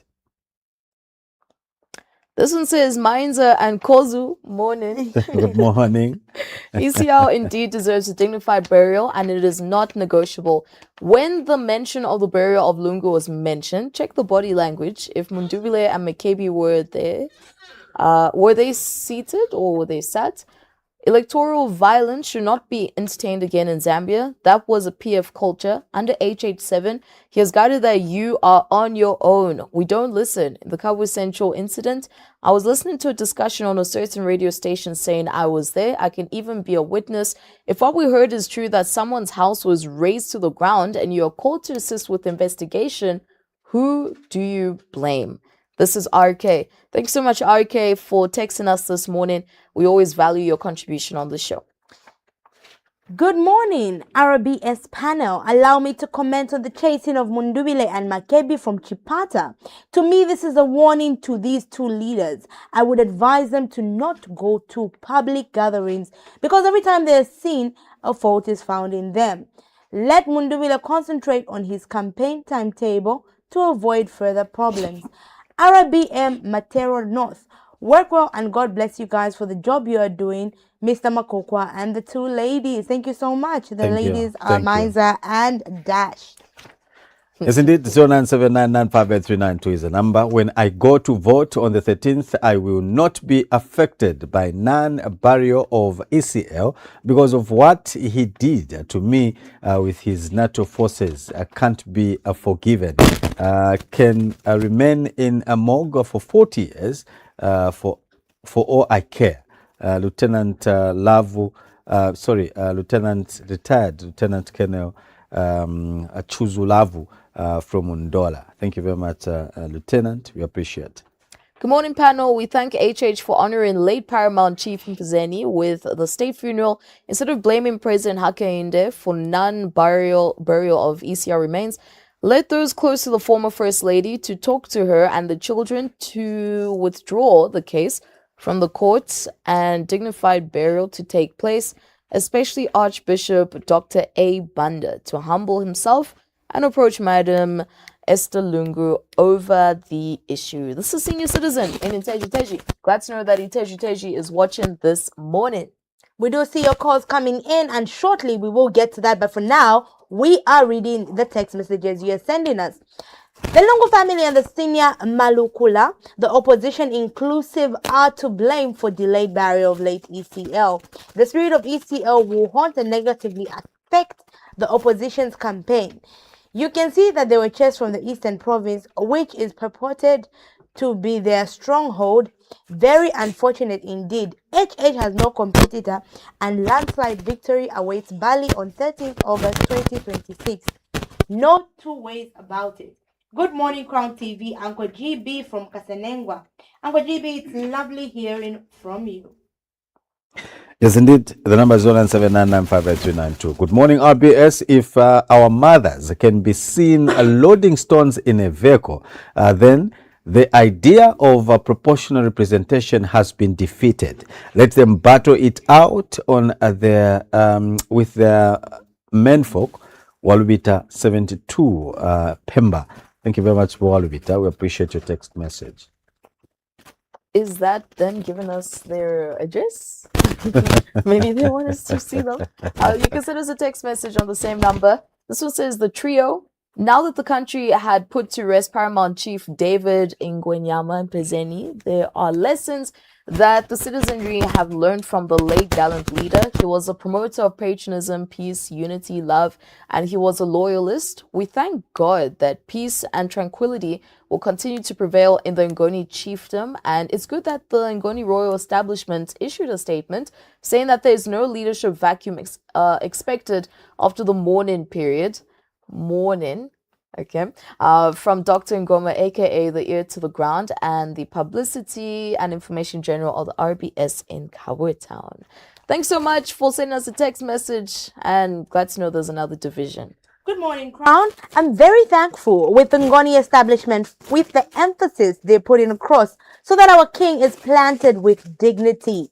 They are very strong on maintaining peace and unity. I have seen that people respect their traditional norms. They are really wise, and we have really seen the wisdom in them. One Zambia, one nation. Manchao of Maninga. Manchao, it's been a long time. I think it's been some time. It's good to hear from you. We hope you will be able to call us this morning. Good day, Crown TV. Looking great, family. Family team. It is so sad for someone to lose an eye in the name of political fighting. In Kabwe, where is the one Zambia, one nation? Is this the Zambia we want? Sure, may God help us. MC from Kalumbila. Thank you very much, MC. We appreciate your text message. So, Mr. Henry Joel is not around. That's why you haven't seen his text message. He did tell us last week. I always see a certain fugitive on social media encouraging witchcraft to exist, and he's being entertained by Christians. This young man is misleading this generation. No name attached to this one, no location, but very interesting text message that has come through. Otherwise, we are taking in your phone calls on the same number, which is 0979-958-392. Come through and let us hear your contribution. Hello, good morning. Good morning. Good morning, sir. Is this Mr. Banda? It is. Yes. Washibukeni mkwai. Yeah, I'm quite. I'm going to go na fie. Na totela. Wana lebwanga wakapino. Tauka Banda mwakabwanzi. Naoka boss wanga. Mukashwanda tsano huko. Babanda, mulifia bwino? Nilifia bwino. Awe chawama. Namuoneka bwino sana. Awe totela pitirisheni. Yeah, I'm quiet. Dikambe kwa hapa makozi hapo hapa message haya. Sasa kamba ngani Afrika campaign vena Edgar Lungu yani. Mwapa jamani chifunika chape. Ndi zipanga one Zambia one nation. Sasa mangana ngako mzindale haya. Maliro azikhala maliro ya Edgar Lungu aona lebo muzi za mweka. Wayi UPSD ndi anambonyoza mali. Yambonyoza mali. Ingamzeke bwanji muntu kuti muchita alawo kuti akujeni maliro. Chionesa bwino. You should respect maliro. Mungu ngati wafa tende mpase ule muti mushike. Noti titenge vindale tivikemo. Wenza kama pale tikachita kachitumbi. Ungamzere bwanji kuti ndiyo. Ungachita alawo ndo soti nikeni maliro. Unga wachita alawo iyayi. Uzaya maliro lekanti teka. Sasa ya wanakamba weka maliro lekanti teka. That's the problem idiot. But wadiameloro wafosi is a different pezekeko. Iyayi. Wanu wanaka kuti maliro lekanti teka. Wosi nkachitumbikato ni matenda yatu. Mayo. So respect because honorable. Ifunika maningi. Ise makadazi amene walipeka kwa urembo. Watu urembo funika maningi ukazendera mtondo mkutini. Wosa nyoza muntu ya. Awawenza president wanati sungako. 6 president. You should respect. Abantu amene wanyoza president amene sawa zono waziba. Mayo. So meaning katika zitore. Watu mtusuka kamba kuti kachitumbi kapwanji amene. You should respect anatira mulira. Wala na Mpezeni tinawashika buno ngabu nalikwenda. Nawashika buno manini. Imamane funiko kalila one Zambia one nation. Tuko kwa Tanzania buno mwanaka buno kwa. Ziko Mwambe, we appreciate your contribution. Good morning, how are you? Fine, thank you. How are you doing this morning? A sweet voice. Please go Very ahead. fine, my friend. How are you? Good. And everyone around, I hope it's fine. No, we are all well. Please carry on. Thank you. I'm very grateful to what the Ngoni leadership have done over the death of the Paramount Chief.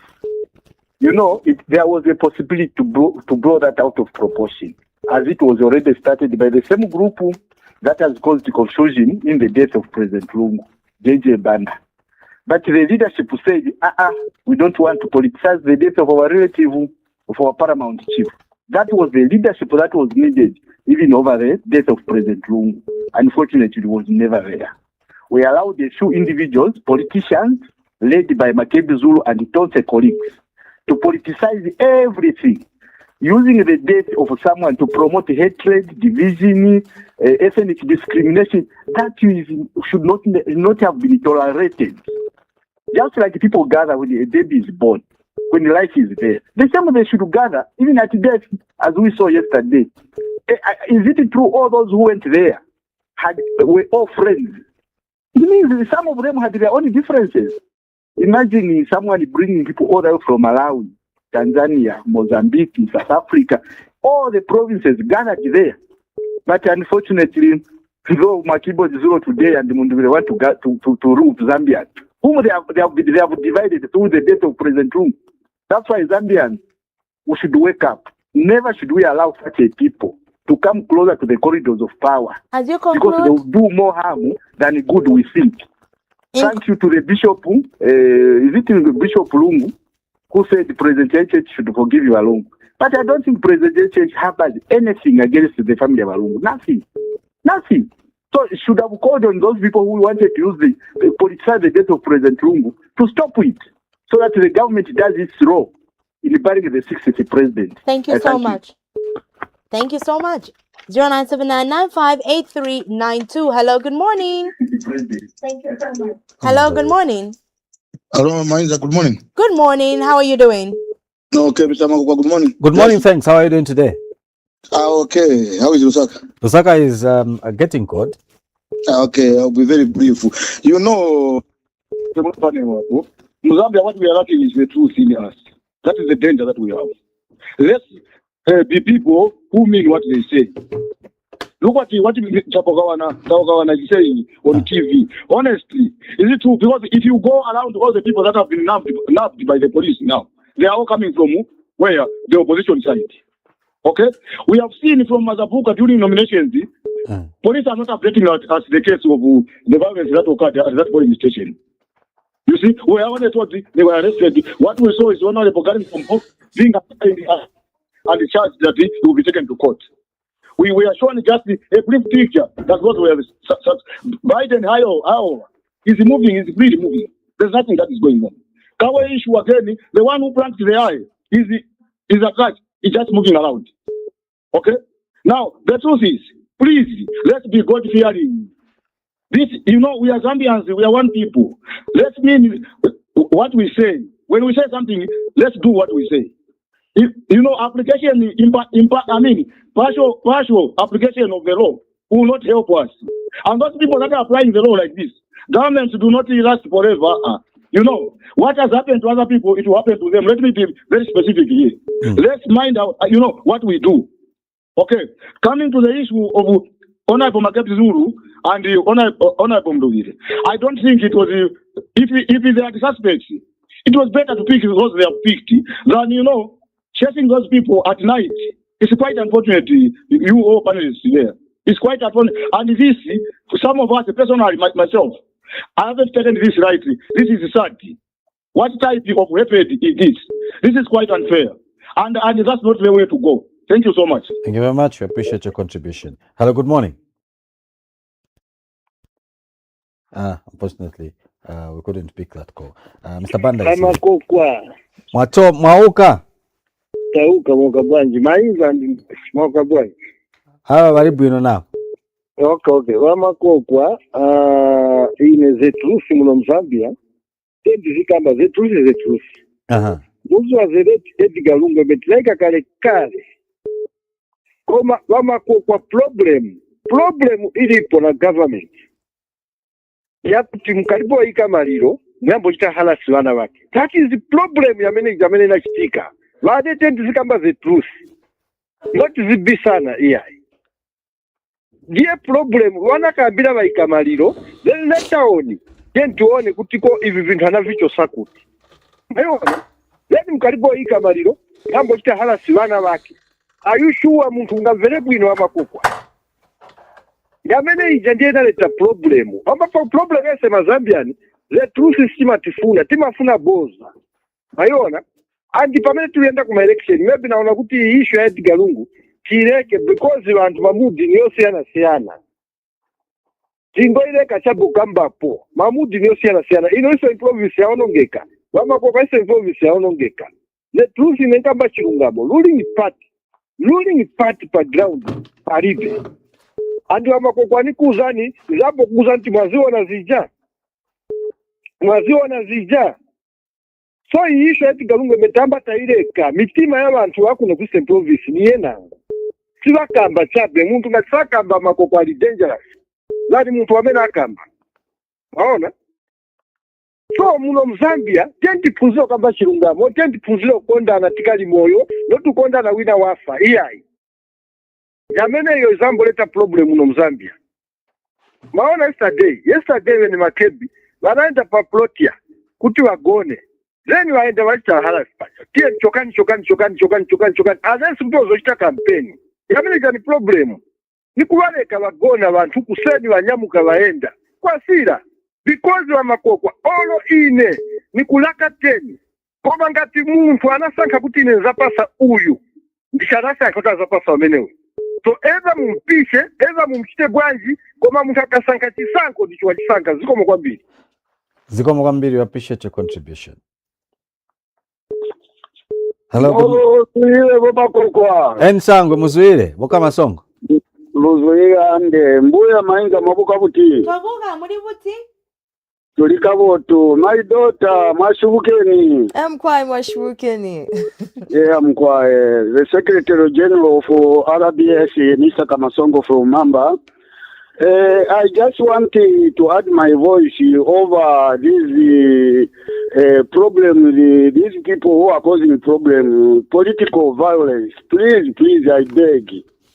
Their duty is only to give us what they want to do, not throwing stones, doing such things. What happened in Ikabwe, I'm telling you, my heart is bleeding. That is not a democracy. and let the law take its own course. What happened in Kabwe, in Mazabuka, in Chawama, those are rubbish politics. Politics is just how to excel, to tell the people what you're supposed to do. When the police advises you not to take that, adhere to the advice, because those people, they have known what is going, some consequences which are going to take place in the future. Why can't you adhere with the police and you do the rightful thing? Secondly, I just want to congratulate my president for the speech which he gave there over the burial of the late ACL. Please, that particular person, for sure, he was the commander-in-chief, and he deserves a dignified funeral. Last, if not the least, that saga who was doing something evil to our own daughter in the hospital, I think my heart is bleeding. That particular person should be given a jail sentence. I end up here, my brother and my boy and my daughter. Have a lovely weekend. Thank you so much, Mr. Kamasongo. We appreciate your contribution. Hello, good morning. Hello, good morning. When you call us, just make sure you do turn off, you do reduce the volume. Hello. Hello, good morning. You know what you put them quite cool, no cookie to Kulwangwa. Okay, I'm quite good to my pity. Mwavukashani bonsapo. Twashibuka mkwai. Twashibuka mkwai. Twatotera mkwai ndefo kulanda popa ali mulandu waba nesu wa mundu wefe twamfule mairoko chachine. Aba bantu balemuleka kwatiba kukula kwa mitwe because tatukwetesebeka muno mu Zambia abo babiri abo kulina bakalaba. Kulina bambi abo nishita balemfukiramo. Benefe balefo kuchita balefo kula takonyo nani kula leti ya pepi mfununga pokwa ati bale mfikira mu bapange eshi na pawati babeshwe kwangu chivi kwa then ukushika kwa wakateko kulingana nefe bala ba president bala ndiri mali ba HH ife chifure chaba nomba mlandu wa ma politics nalilandirepo nokulanda pokutira abantu abaletine milandu because baisho okutira funga twatwala si mubiri ku Zambia mukushika wakachita wakatwika tatatu wakabwekere ku South Africa so nishi wakatupele milandu nokutwika takulingana nefe twa kunu moko kuchale mfuika chakwati wa mama Esther bali kwata maflati alatwa umfwa ba Esther lungu na bali kwata milandu shama famu na titi ya shala sofe batina that's why mule mfana ngwa bambe bale support oyo bale pokuchingirira inepe ngachimona kuti chawa mezifine limbile na mweyo wabo na last time na lilandrepo mumyeyo shawe bale tontonganya bale pokwati tuchinjo obuteko lese HH ba 13 August ba pona baita po abe nibo tuleo mfanishi mkomfono mbani 2 days 3 days nechitumbi baleta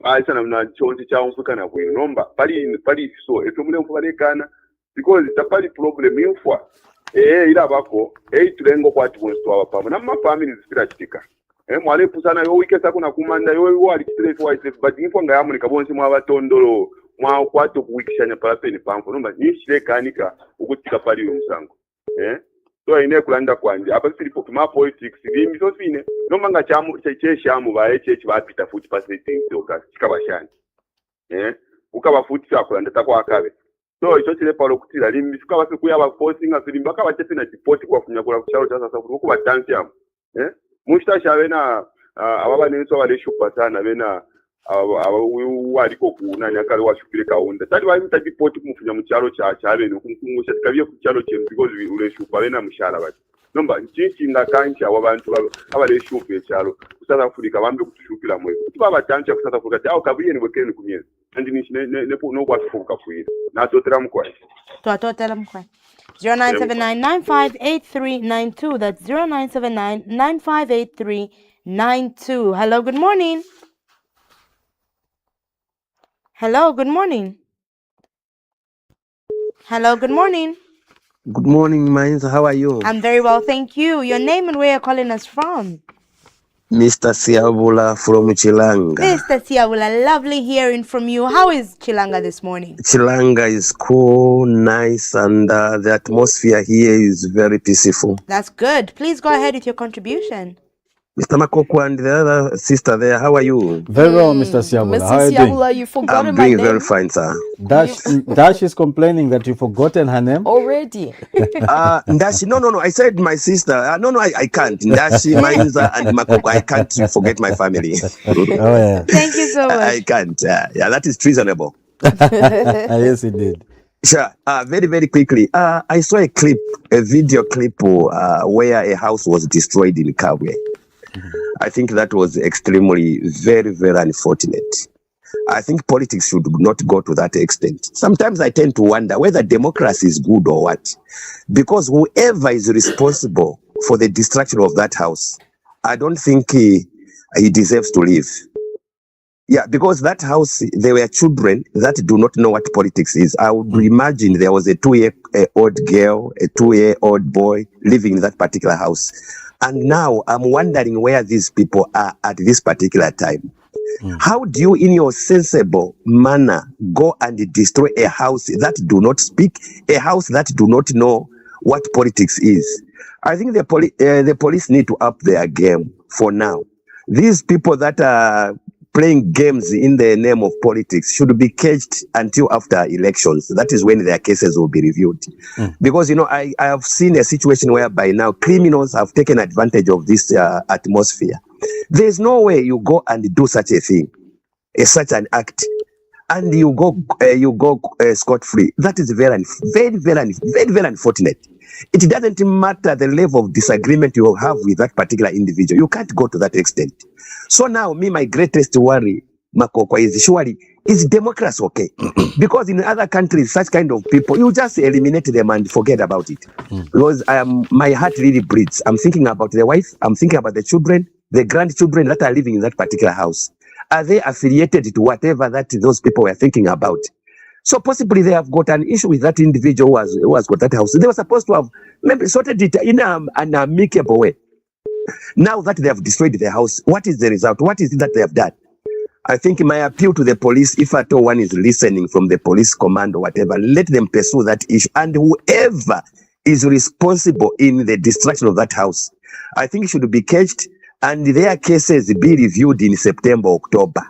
Because such people, if they are left scot-free, I can assure you they will bring more destruction, more disunity, and more harm to the ordinary citizens. I think that video, indeed, when I looked at it, my heart bled. There's no way we should be behaving like that. Meanwhile, we are saying democracy is thriving. Thriving to what levels? For me, it's like we are going back to the previous criminality activities that we used to have in 2021, 2020. That is very sad. Let the police not rest until those people that, the names were mentioned in that video, and those people should be brought to book. And me, I'll be very comfortable to see that those people should be caged until after September, October. That is when they will be taken to court and whatever. Yeah, so I think that is my appeal. Otherwise, Mr. Makokwa, I'm very, very greatly disturbed. We should not live like that. When we're talking about democracy, people should freely express their views, talk about it and whatever, learn to disagree in an amicable and a normal way. Not where you get an axe, you get stones, you get this, and we're saying there's democracy in Zambia. As you conclude. I think sometimes such kind of things need to be suspended so that other areas take off. I think thank you so much and work well, my lovely family. Thank you very so much. I appreciate it. Hello, good morning. Hello, good morning. 0979958392. When you do call us, make sure you reduce the volume on your screen. Hello, good morning. Good morning, all the panel there. Good morning. Yeah, you are speaking to 95% of the people who apply. Spokesperson Kapambwe. I am calling from here, the capital city of Lusaka, Matero. Okay, go ahead with your contribution. Thank you very much.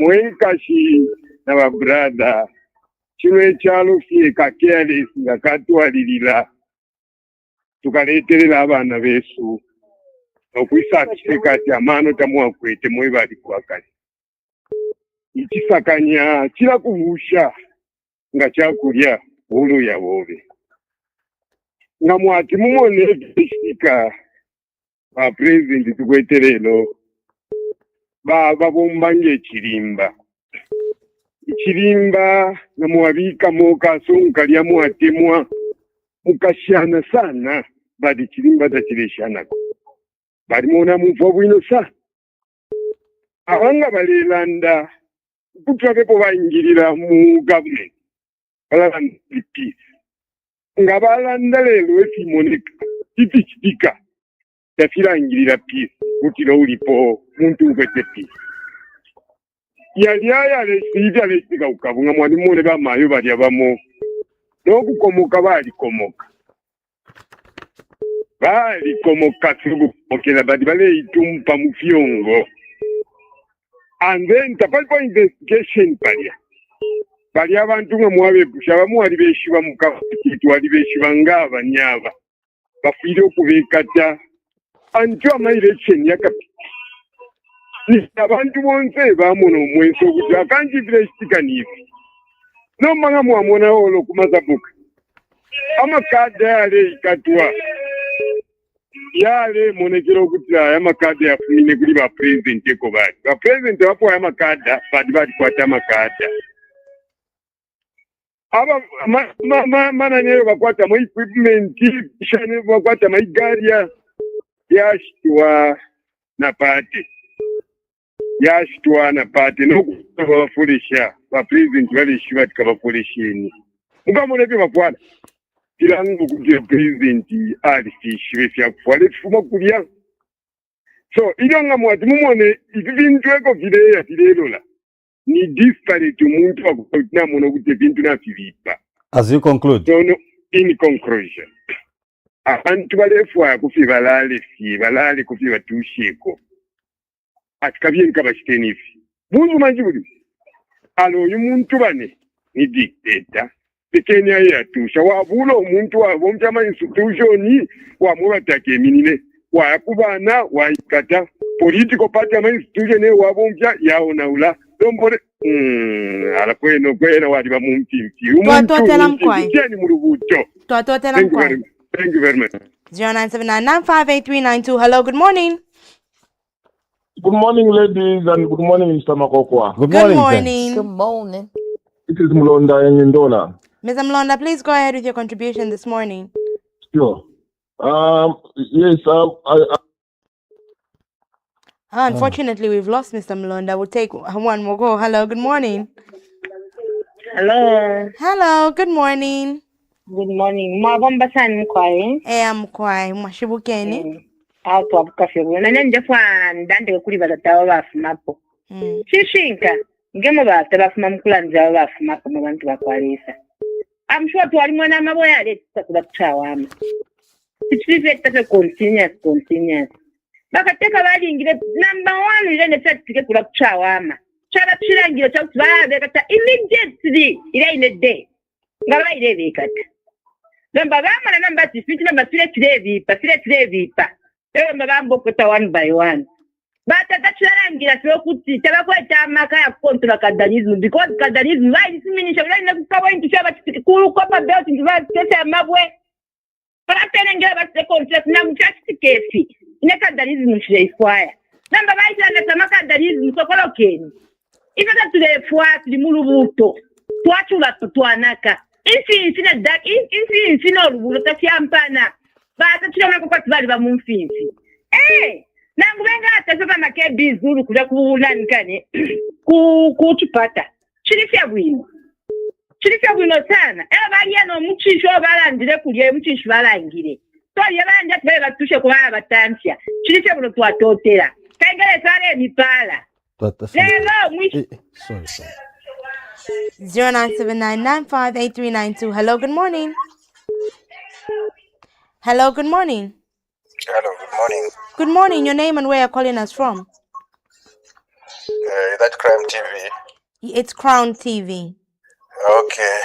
I'm Charles. I'm calling from Garden House. Okay, Mr. Charles, please carry on with your contribution.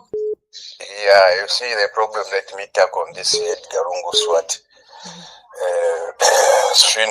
Please reduce the volume on your TV just so we can hear you clearly.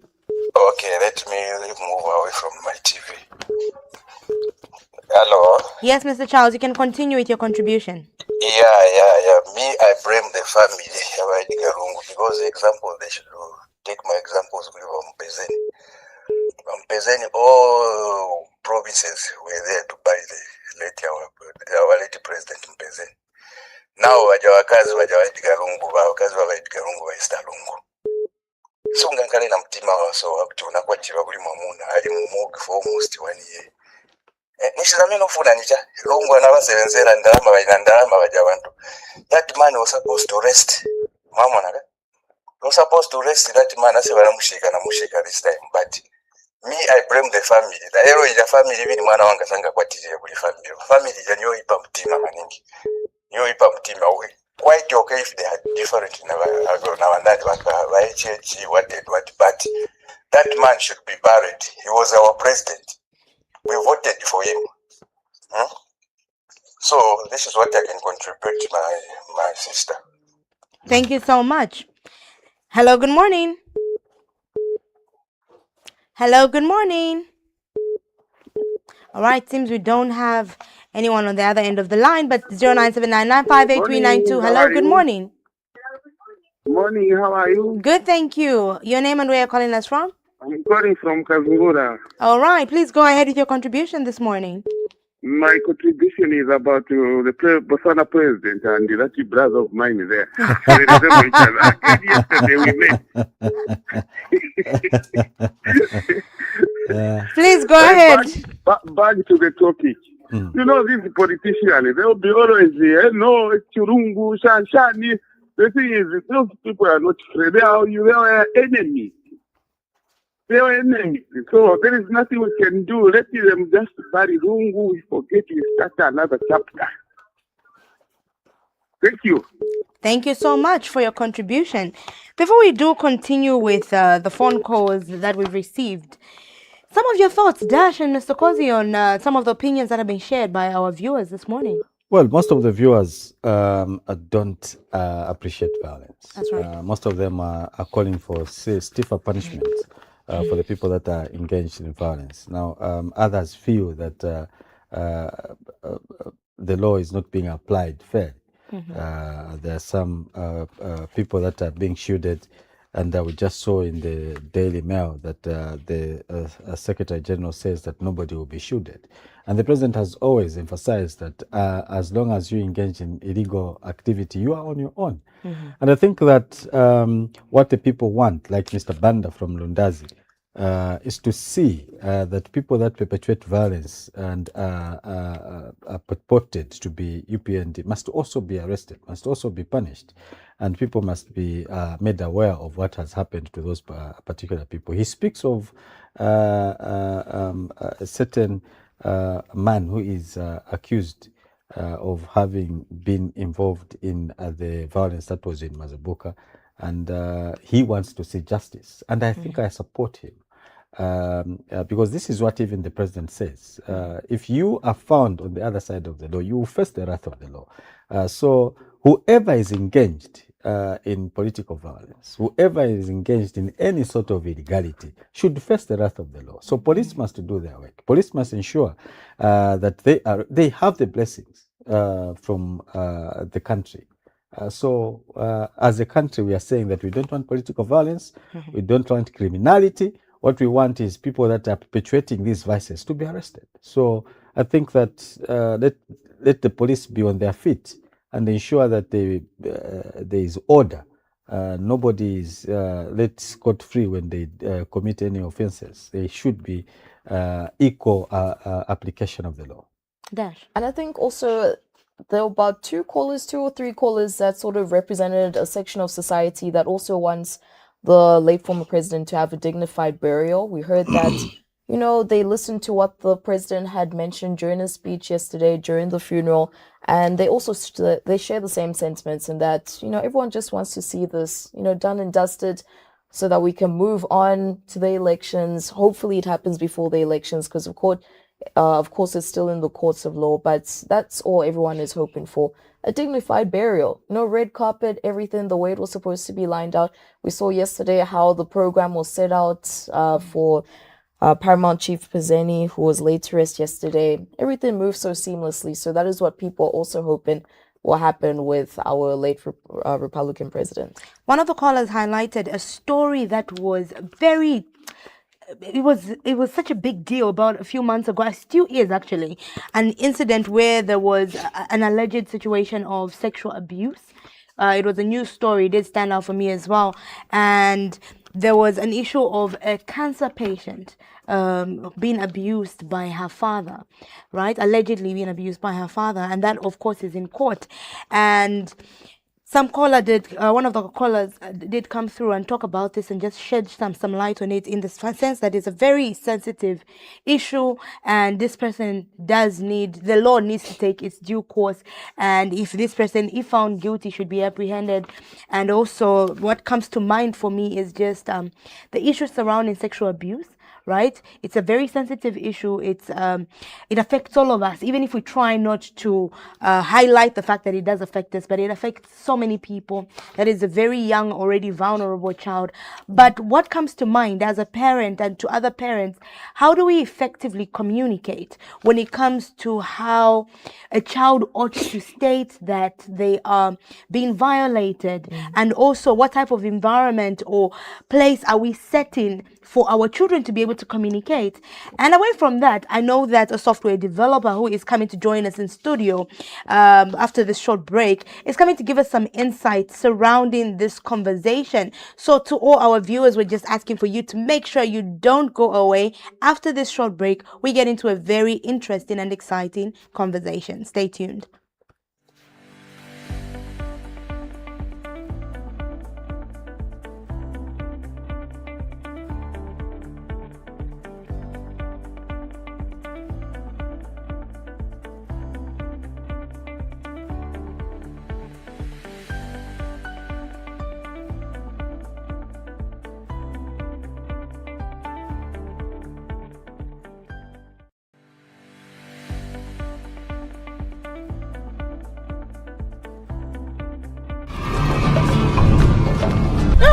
Ulefwaya usende akia munani but iyi ishirapusha nokutunga chuo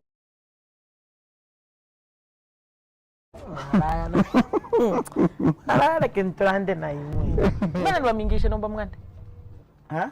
Mbona niwamingisha mnganda? Tabaina pakulala yero fibo filifulu. Tabaina kuningalala mwanzini. Na laisa vemuzaka mana. Vibufiri chalo kense kukosa vendasa kama na fyomwe abantu abalefu efyupo muno mu kyalo bengi sana. Nomba ina wamwisa nali upo hapo. Ina ne ali kunombera ine pano wafe. Olwo abantu abaleta mboti bakweva. Atukweva ati ine nshau papo. Nshakwatapo mwana. Ine ninjipelesha kulima ngamuli serious. Munjo ati ndi serious. Kozi ine shirafu kusebana ku kyalo.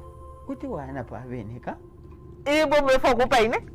Ngakwari umwana kashuwa isunga pano pacharo pona aba ina vingani na imwe waza pikira re vingani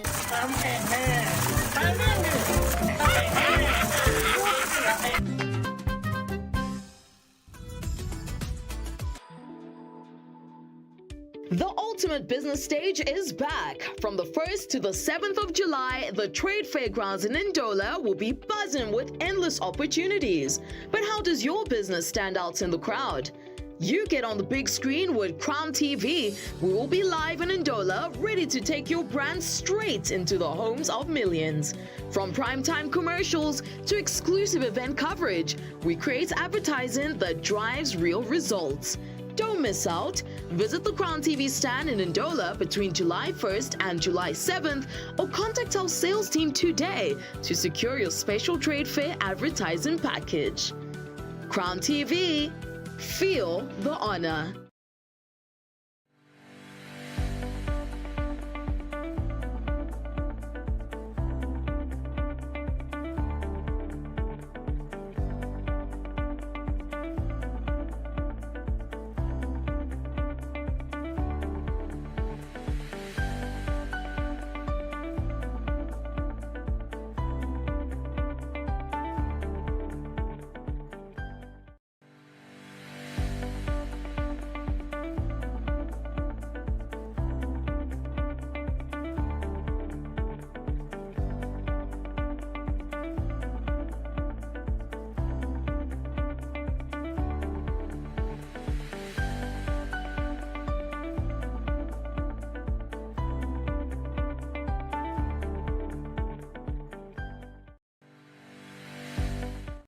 Welcome back. You're still watching the Royal Breakfast Show on Crown TV.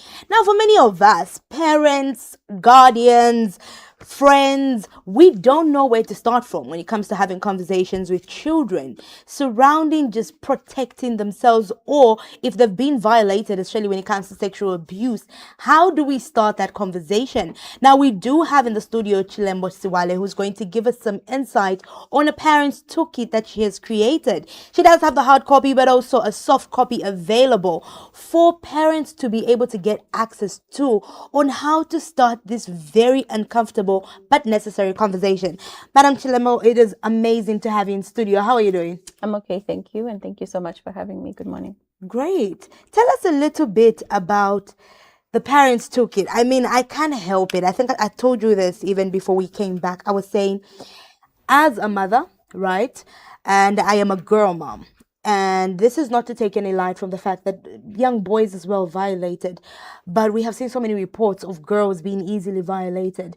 It gives me serious anxiety every single day in how to be able to get the correct information on anything that could have happened to her or anybody that's been inappropriate with her, and how she can effectively communicate this. So I'm very interested in this conversation. Tell us about the Parents Toolkit. So the Parents Toolkit is a guide for parents on how to have uncomfortable conversations around sexual abuse prevention with their children. So what it does is, first of all, it equips parents with adequate information on sexual abuse, the forms it comes in, how it can be prevented, how it can be reported, what the Zambian law says about sexual abuse and reporting sexual abuse, for example, identifying groomers, predators, just to mention a few of the topics that are in the toolkit. Then after it educates the parent, it then now has a second part where it now gives you conversation guides. So these are games, these are stories, these are creative activities where you can have this conversation with the child in a very child-friendly way, because it's a very harsh topic, if I can use the word harsh. It's very heavy. So you don't obviously want to communicate it with adult focused information. So you want to take it down to the level of a child. So pretty much that's what it does. I like how you mentioned that you think about your girls every single day around sexual abuse prevention, and the beginning of preventing sexual abuse is education. So the main goal of why I developed this toolkit is to put the power in the hands of the parent and the caregiver in terms of them safeguarding their homes, equipping their children with adequate information, and also being aware of the information that can prevent sexual abuse altogether. Could you perhaps give us a practical example of how you can use child-friendly language as opposed to adult language when you're trying to educate the girl child or the boy child? So, for example, one of the activities in the toolkit, which is right there, is a cross the cloud activity. I don't know if I'm able to show it while we're having the discussion. The aim of this particular activity is to help children identify between good secrets and bad secrets. So some of the secrets here on the clouds are keeping it a secret when it's your brother's surprise birthday over the weekend, versus uncle touches your private parts and tells you not to tell me. So the children begin to cross the clouds and identify what they think is a good secret and what they think is a bad secret. And then now you have a conversation with them. So you see that, for example, it's not every secret that's bad, but there's certain secrets that bring harm to you as a child. Then you begin to list some of the secrets that are bad for children to keep from parents. That way, it's very child-coded. It's something that is engaging for children. It's something that they can easily understand, especially between the ages of 3 to 5. They are already probably 6 to 8. They're already crossing the clouds at school, right? They're doing some matching games between an apple and the word apple and so on. So this tailors it to the age at which the child is and helps the child easily ingest such a very heavy topic. Just as an example. The problem is not even usually the parent, the children. The problem is often us, the parents. And that is because sexuality in its entirety has always been a very uncomfortable conversation. In our upbringing, even just when it comes to a conversation of puberty, it was always deemed as a taboo based on our tradition. In as much as a parent, you recognize that you want to break that norm or that standard, how do you navigate the anxiety that comes with trying to be able to gauge, being able to even start this conversation with your child? So the first thing that we need to identify, especially as Africans, is we are raised with the culture of silence. It's not everything that we are told we need to talk about with children. Right. The unfortunate thing is predators thrive in silence. Predators, somebody who, for example, is going to sexually abuse a child, begins first with the knowledge of knowing that they can get away with it. They're not going to do it if they know they'll get caught. And one of the biggest things that promote sexual abuse is silence. And what this toolkit does is, first of all, it explains sexual abuse prevention to parents. So this makes parents comfortable, first of all, with the conversation.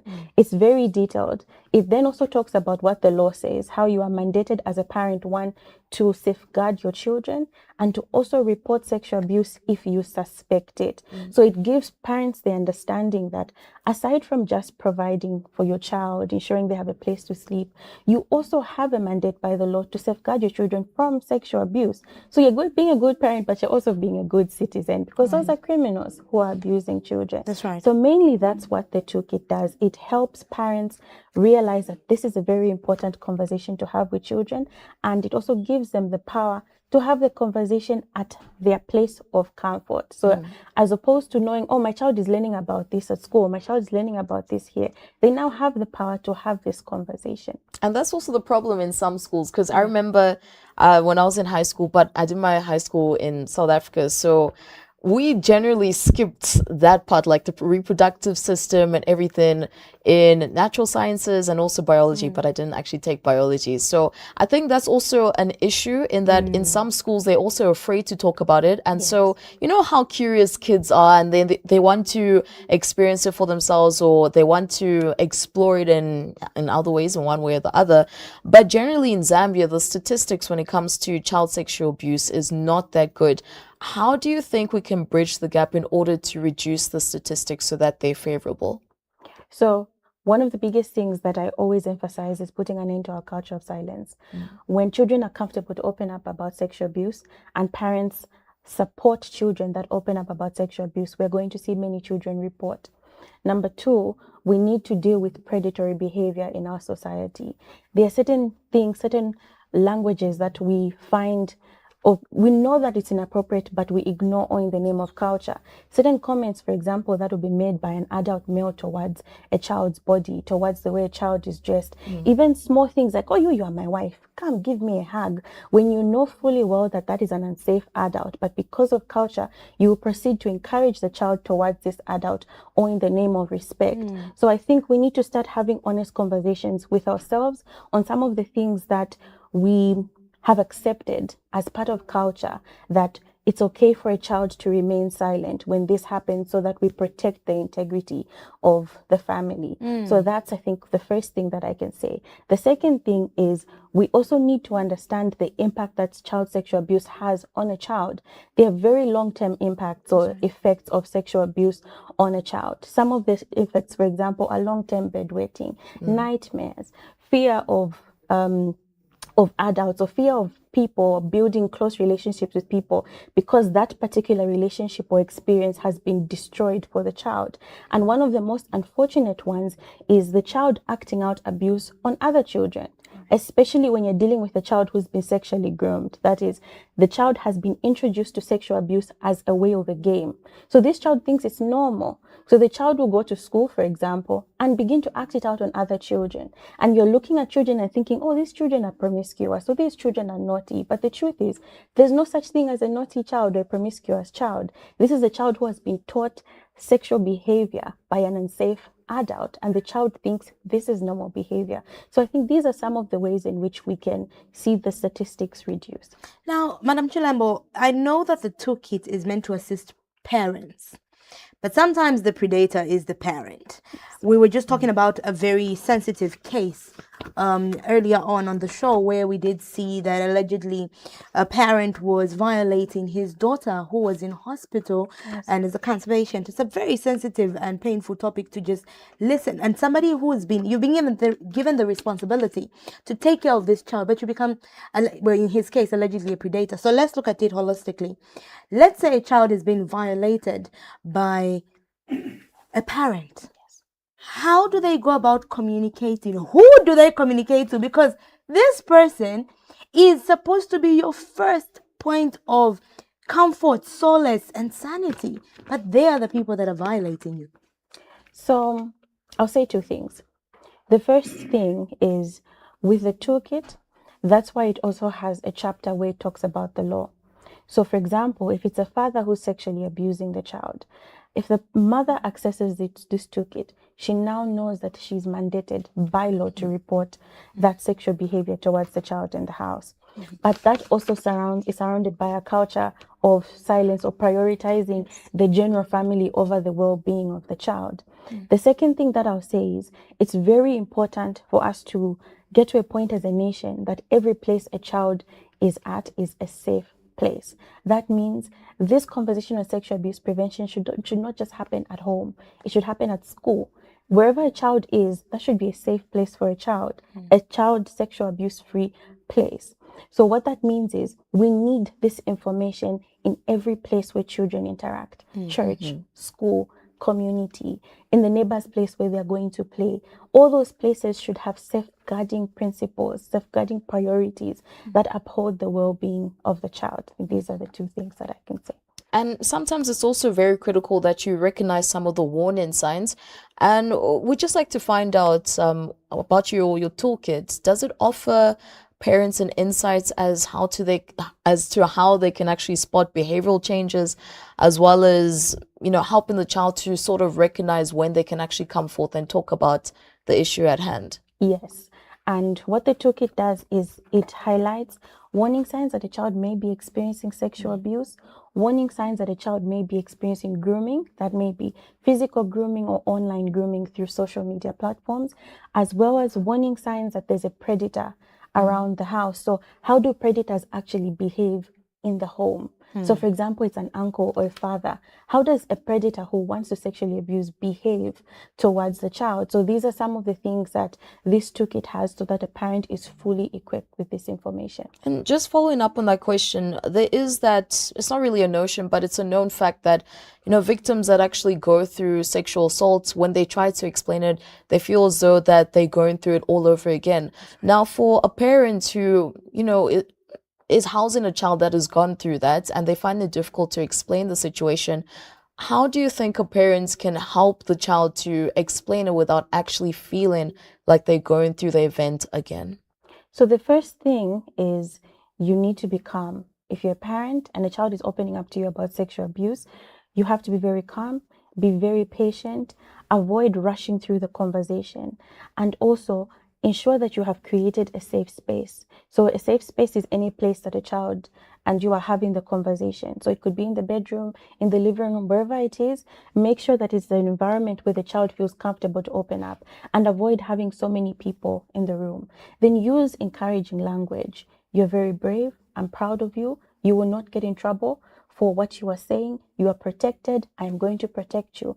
But one of the biggest things that I emphasize in the work that I do is the importance of including professionals in this conversation. So if a child opens up to you about sexual abuse, don't take it upon yourself to, one, confront the abuser, two, be the one to counsel the child.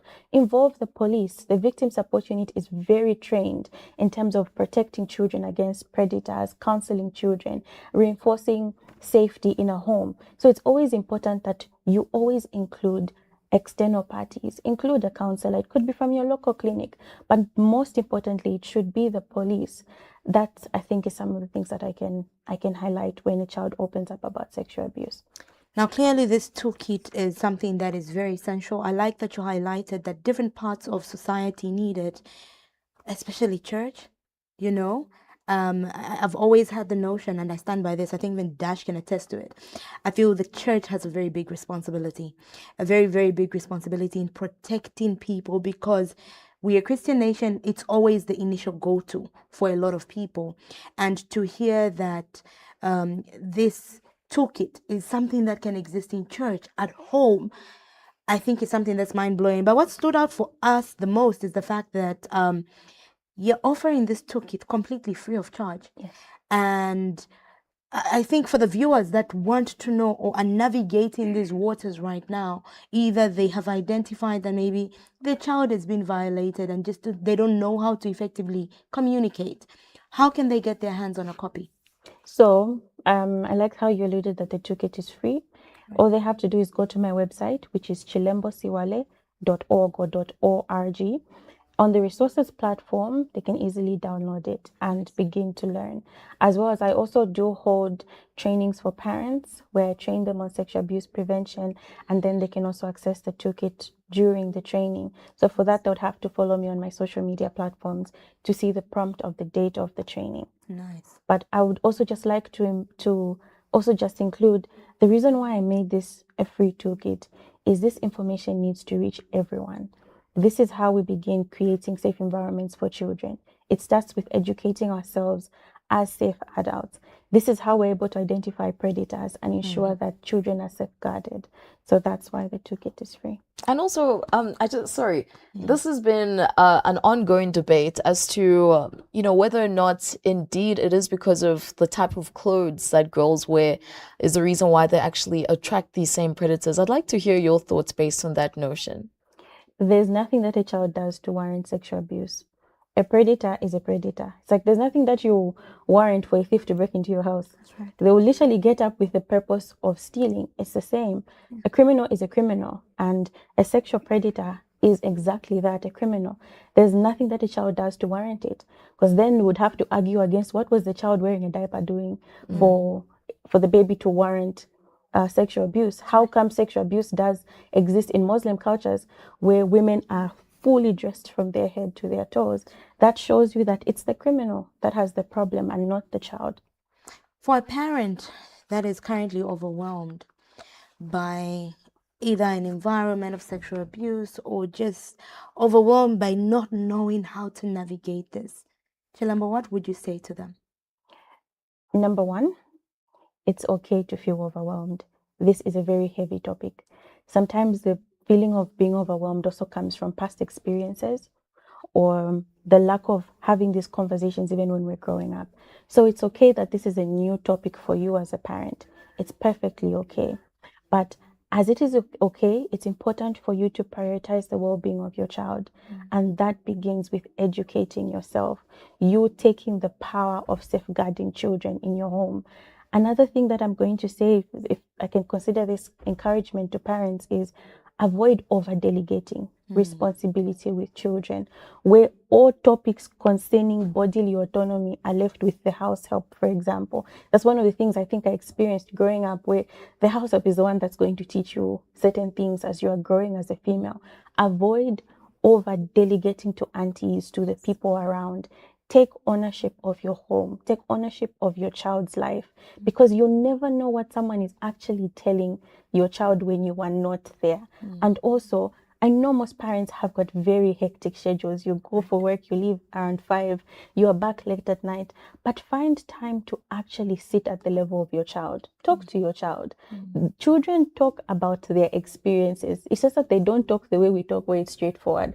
But halfway while she's playing with the dollies and whatnot, she's just going to say, that's when this person kissed me, or that's when this person did this. So it's through you having a personal relationship with your child that you actually build an environment where your child will come to you and open up to you about what they're experiencing, as opposed to talking to other people.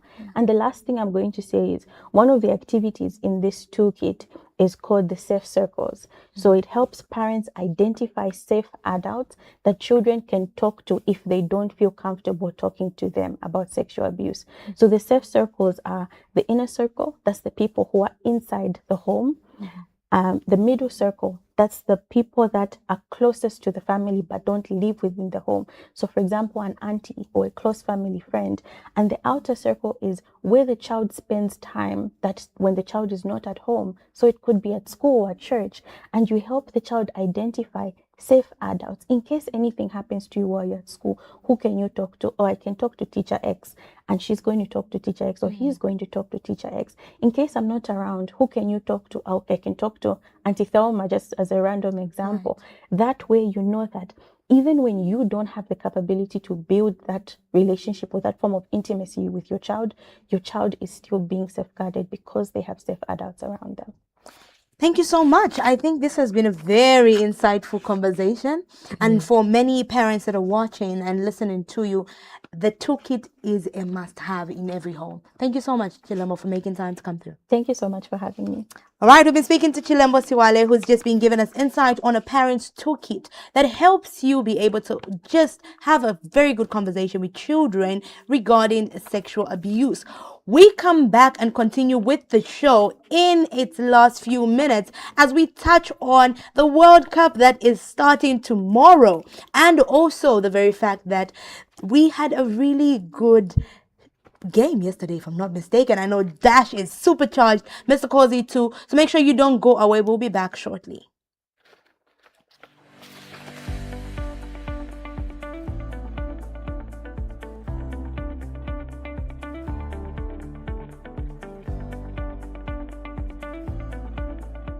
The ultimate business stage is back. From the 1st to the 7th of July, the trade fairgrounds in Ndola will be buzzing with endless opportunities.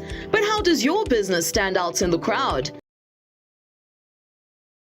You get on the big screen with Crown TV. We will be live in Ndola, ready to take your brand straight into the homes of millions. From primetime commercials to exclusive event coverage, we create advertising that drives real results. Don't miss out. Visit the Crown TV stand in Ndola between July 1st and July 7th, or contact our sales team today to secure your special trade fair advertising package. Crown TV, feel the honor. Salvation and strength and the kingdom of our God and the power of his Christ have come. Lift one hand and now lift the other hand, because our man of God in a surrendered position is more dangerous than an entire army.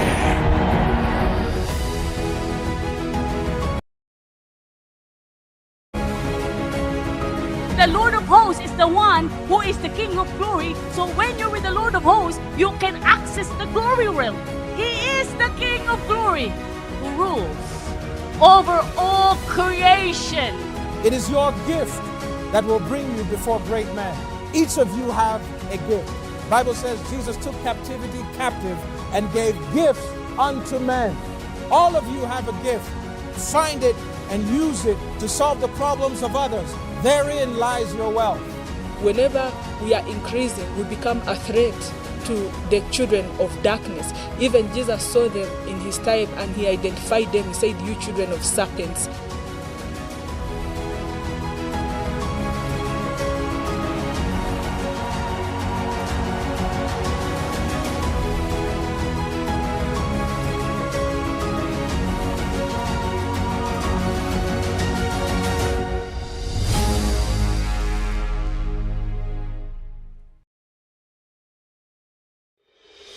Are you passionate about making a positive impact on communities? Do you dream of a career that combines psychology, social justice, and community empowerment? Enroll in our June 2026 intake for the Diploma in Child and Adolescent Mental Health, community-based work with children and youth. Dive into a transformative journey of learning and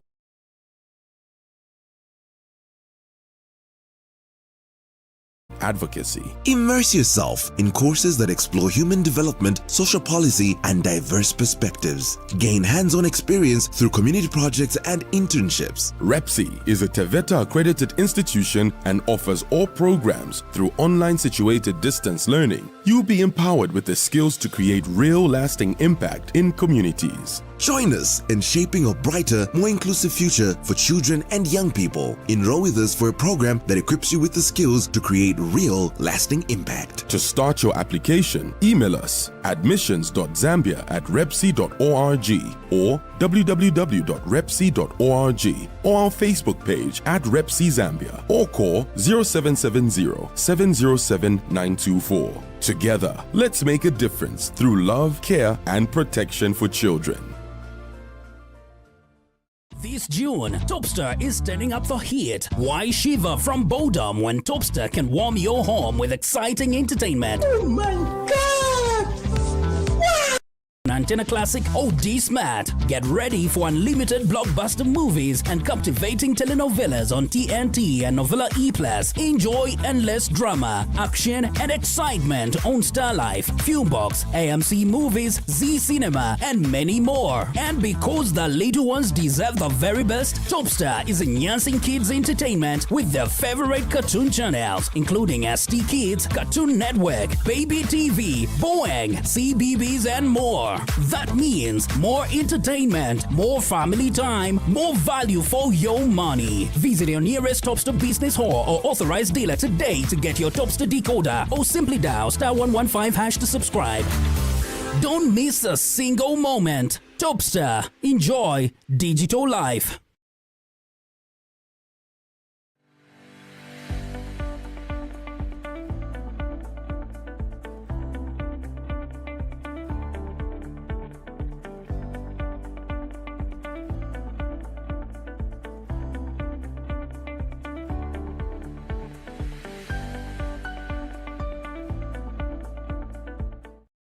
Last night, Zambia had a great victory during the Four Nations tournament where they did beat Zimbabwe. Let us talk about this because Mr. Kozi on Monday had concerns and he said Zimbabwe is a very difficult team to defeat, but Zambia came out at the top and this is absolutely exciting. Mr. Kozi, I specifically want to hear your thoughts. How proud were you? Very, very proud. But they, I got a scare in the first half in the 38th minute. All right. When Zambia were given a penalty and Rachel Kundamandi put it wide. I got concerned, but she scored her first goal in the 41st minute, and in the 64th minute, Priska Wadia got another goal. Chilufya, sorry, got another goal, and she got another goal again. She scored a brace in this game. But I think the most interesting thing is I think the coordination of how the players were playing together. That shows that we are building something. That shows that there's something that is happening with the Copper Queens, and with the major tournament coming ahead of us. I think that it is important to keep this team together, to keep them training together. So my hope is that they don't break camp. From now, they go maybe somewhere where they will continue playing together until the season opens and they go back to their various clubs. But for now, let's keep them together so that they keep on playing together. I was actually quite disappointed with Rachel Kundananji in the semi-final. She did not perform particularly well. And because I actually watched it live, it was quite frustrating every time they would pass the ball to her. And then now you want to over-dribble. And then they ended up taking the ball from her quite a number of times. And, you know, Kenya is ranked 128th in the world. So I was quite surprised that we struggled to sort of annihilate them. It ended up being a draw. They scored in the last 10 minutes. It went to penalties. But luckily, the Copper Queens, they take a bit of time when it comes to taking spot kicks. So at least they worked on that, beat them 4-1, progressed to the final where they met Zimbabwe. Zimbabwe were playing against Lesotho in the previous match. They ended up beating them 3-1, and I thought they were going to dominate us, so I'm quite surprised. I'm quite impressed that we beat them without any reply. Priska Chilufya has been playing fantastic football. Also in the semi-final, she was involved in majority of the build-up to either chances or even the goal itself. But it's quite good to see that we can actually operate without Barbara Banda. So this was actually a testament to it. She was on the technical bench because obviously she had a hamstring tear, a minor hamstring tear, and Nora Hopler, you know, she didn't want to aggravate the injury so that it becomes something that is worse, because she understands that she has to go back to the US where she has to perform for Orlando Pride as well. But kudos to the girls. I mean, this is in preparation for the AFCON, which is going to be kicking off in Morocco. And they are hoping that they can set camp in Algeria, where they can actually, you know, train and get ready for the AFCON, the WAFCON rather. We look forward to it, and we can't just take away the light of how beautiful this moment was. It was a very exciting time for Zambians. And for me specifically, I kept thinking when I heard the results, I just said, oh Lord, Mr. Kozi, look at this. Hey, 3-0. But this is such a good environment that is being created for fans, football fanatics, and people that are excited, because 11th June is almost upon us. That is tomorrow. It's time for the World Cup. Yeah, quite a lot has been happening. New rules, new football, more teams actually. And the competition is slightly longer. It's going to be on the 27th of July when it's going to be concluded, of course. And there's been quite a number of incidents already. Christian Eriksen collapsed again. And a lot of the football fraternity members are actually calling for him to retire because if it happens again, God forbid, it might actually be the last time that he's actually playing football. But then we also saw how a very, very high qualified Somalian referee was denied access into the US because apparently Somalia is part of the nations that have been denied restriction into the US. So he was going to be one of the first Africans to, officiate at the World Cup. And now he won't be able to enter because he had to be sent back. But then we've also seen quite a number of arrests that have been made in and around the England camp. So this looks to be a very dramatic World Cup and it's kicking off tomorrow. Yes, dramatic indeed. There's a country that is participating in this World Cup. It's called Curacao. It's I did not know about that country. You saw what they wrote it's in, basically right? Yeah. It's basically a very, very small country. Okay. And the bus they were using looked like a school bus. These popular school buses that they with no used. windows. No windows and very, very simple. And when you try and research about this country, you'll find that their GDP is smaller than what Apple makes in a week. Oh my and God. Most of the players in this team have the Netherlands heritage. It's either their fathers were born in Curacao, went to the Netherlands, and they had their children there. That's how they came there. Or maybe that's the team there. Most of them actually have the Netherlands roots, and that is how they managed to qualify. They have a decent squad. They have a decent talent. They are going into this World Cup as the unknown boys from the country. I'm told you can travel from one end to the country to the other in less than an hour. So it's like their population is only 156. 58 somewhere there. So you keep dropping these gems and you're making it seem like it's a small thing. That is sounding like a small part of Lusaka. Yeah. 158,000 or yes, just 100? 58,000. Okay, because I was going to be very concerned. Yeah, and they're getting into this particular tournament as the unknown boys. Right. And that's the team that I'm going with besides my team. The Dark Horses? Yes, I'm sure but they have a very, very tough opening match. They're playing Germany. And you may think of a very, very interesting cricket scoreline in this one because Germany have a strong team and are potential winners of this tournament. So I think their opening tournament, they are playing Germany. Also, they will play Ivory Coast, and that's their opening match. It will not be easy. It will be very, very difficult for them. The South Africans are hoping that it comes home, apparently. So South Africans, their opening match is the repeat of 2010. Yeah. They are playing Mexico in the opening encounter. Remember the 2010 opening match where Shabalala scored that screamer of a goal, and the commentary of that particular goal went viral.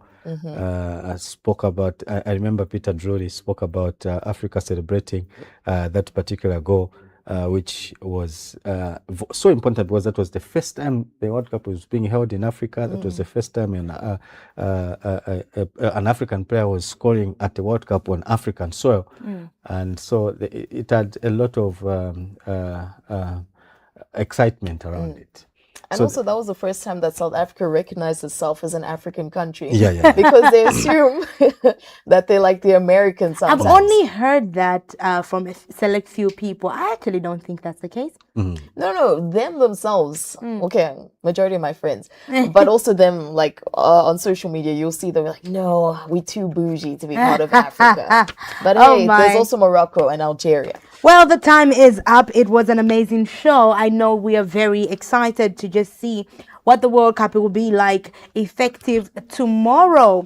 And I just have to wrap it up. Unfortunately, due to time, now it was nice having you, our viewers, who always engage with us and are always a part of the conversations that we do have here on the Royal Breakfast Show. On behalf of Mr. Makokwa Kozi, Dashi Mataka, myself, Mainza Simaliki, the entire production team here at Crown TV, it is goodbye and keep watching Crown TV.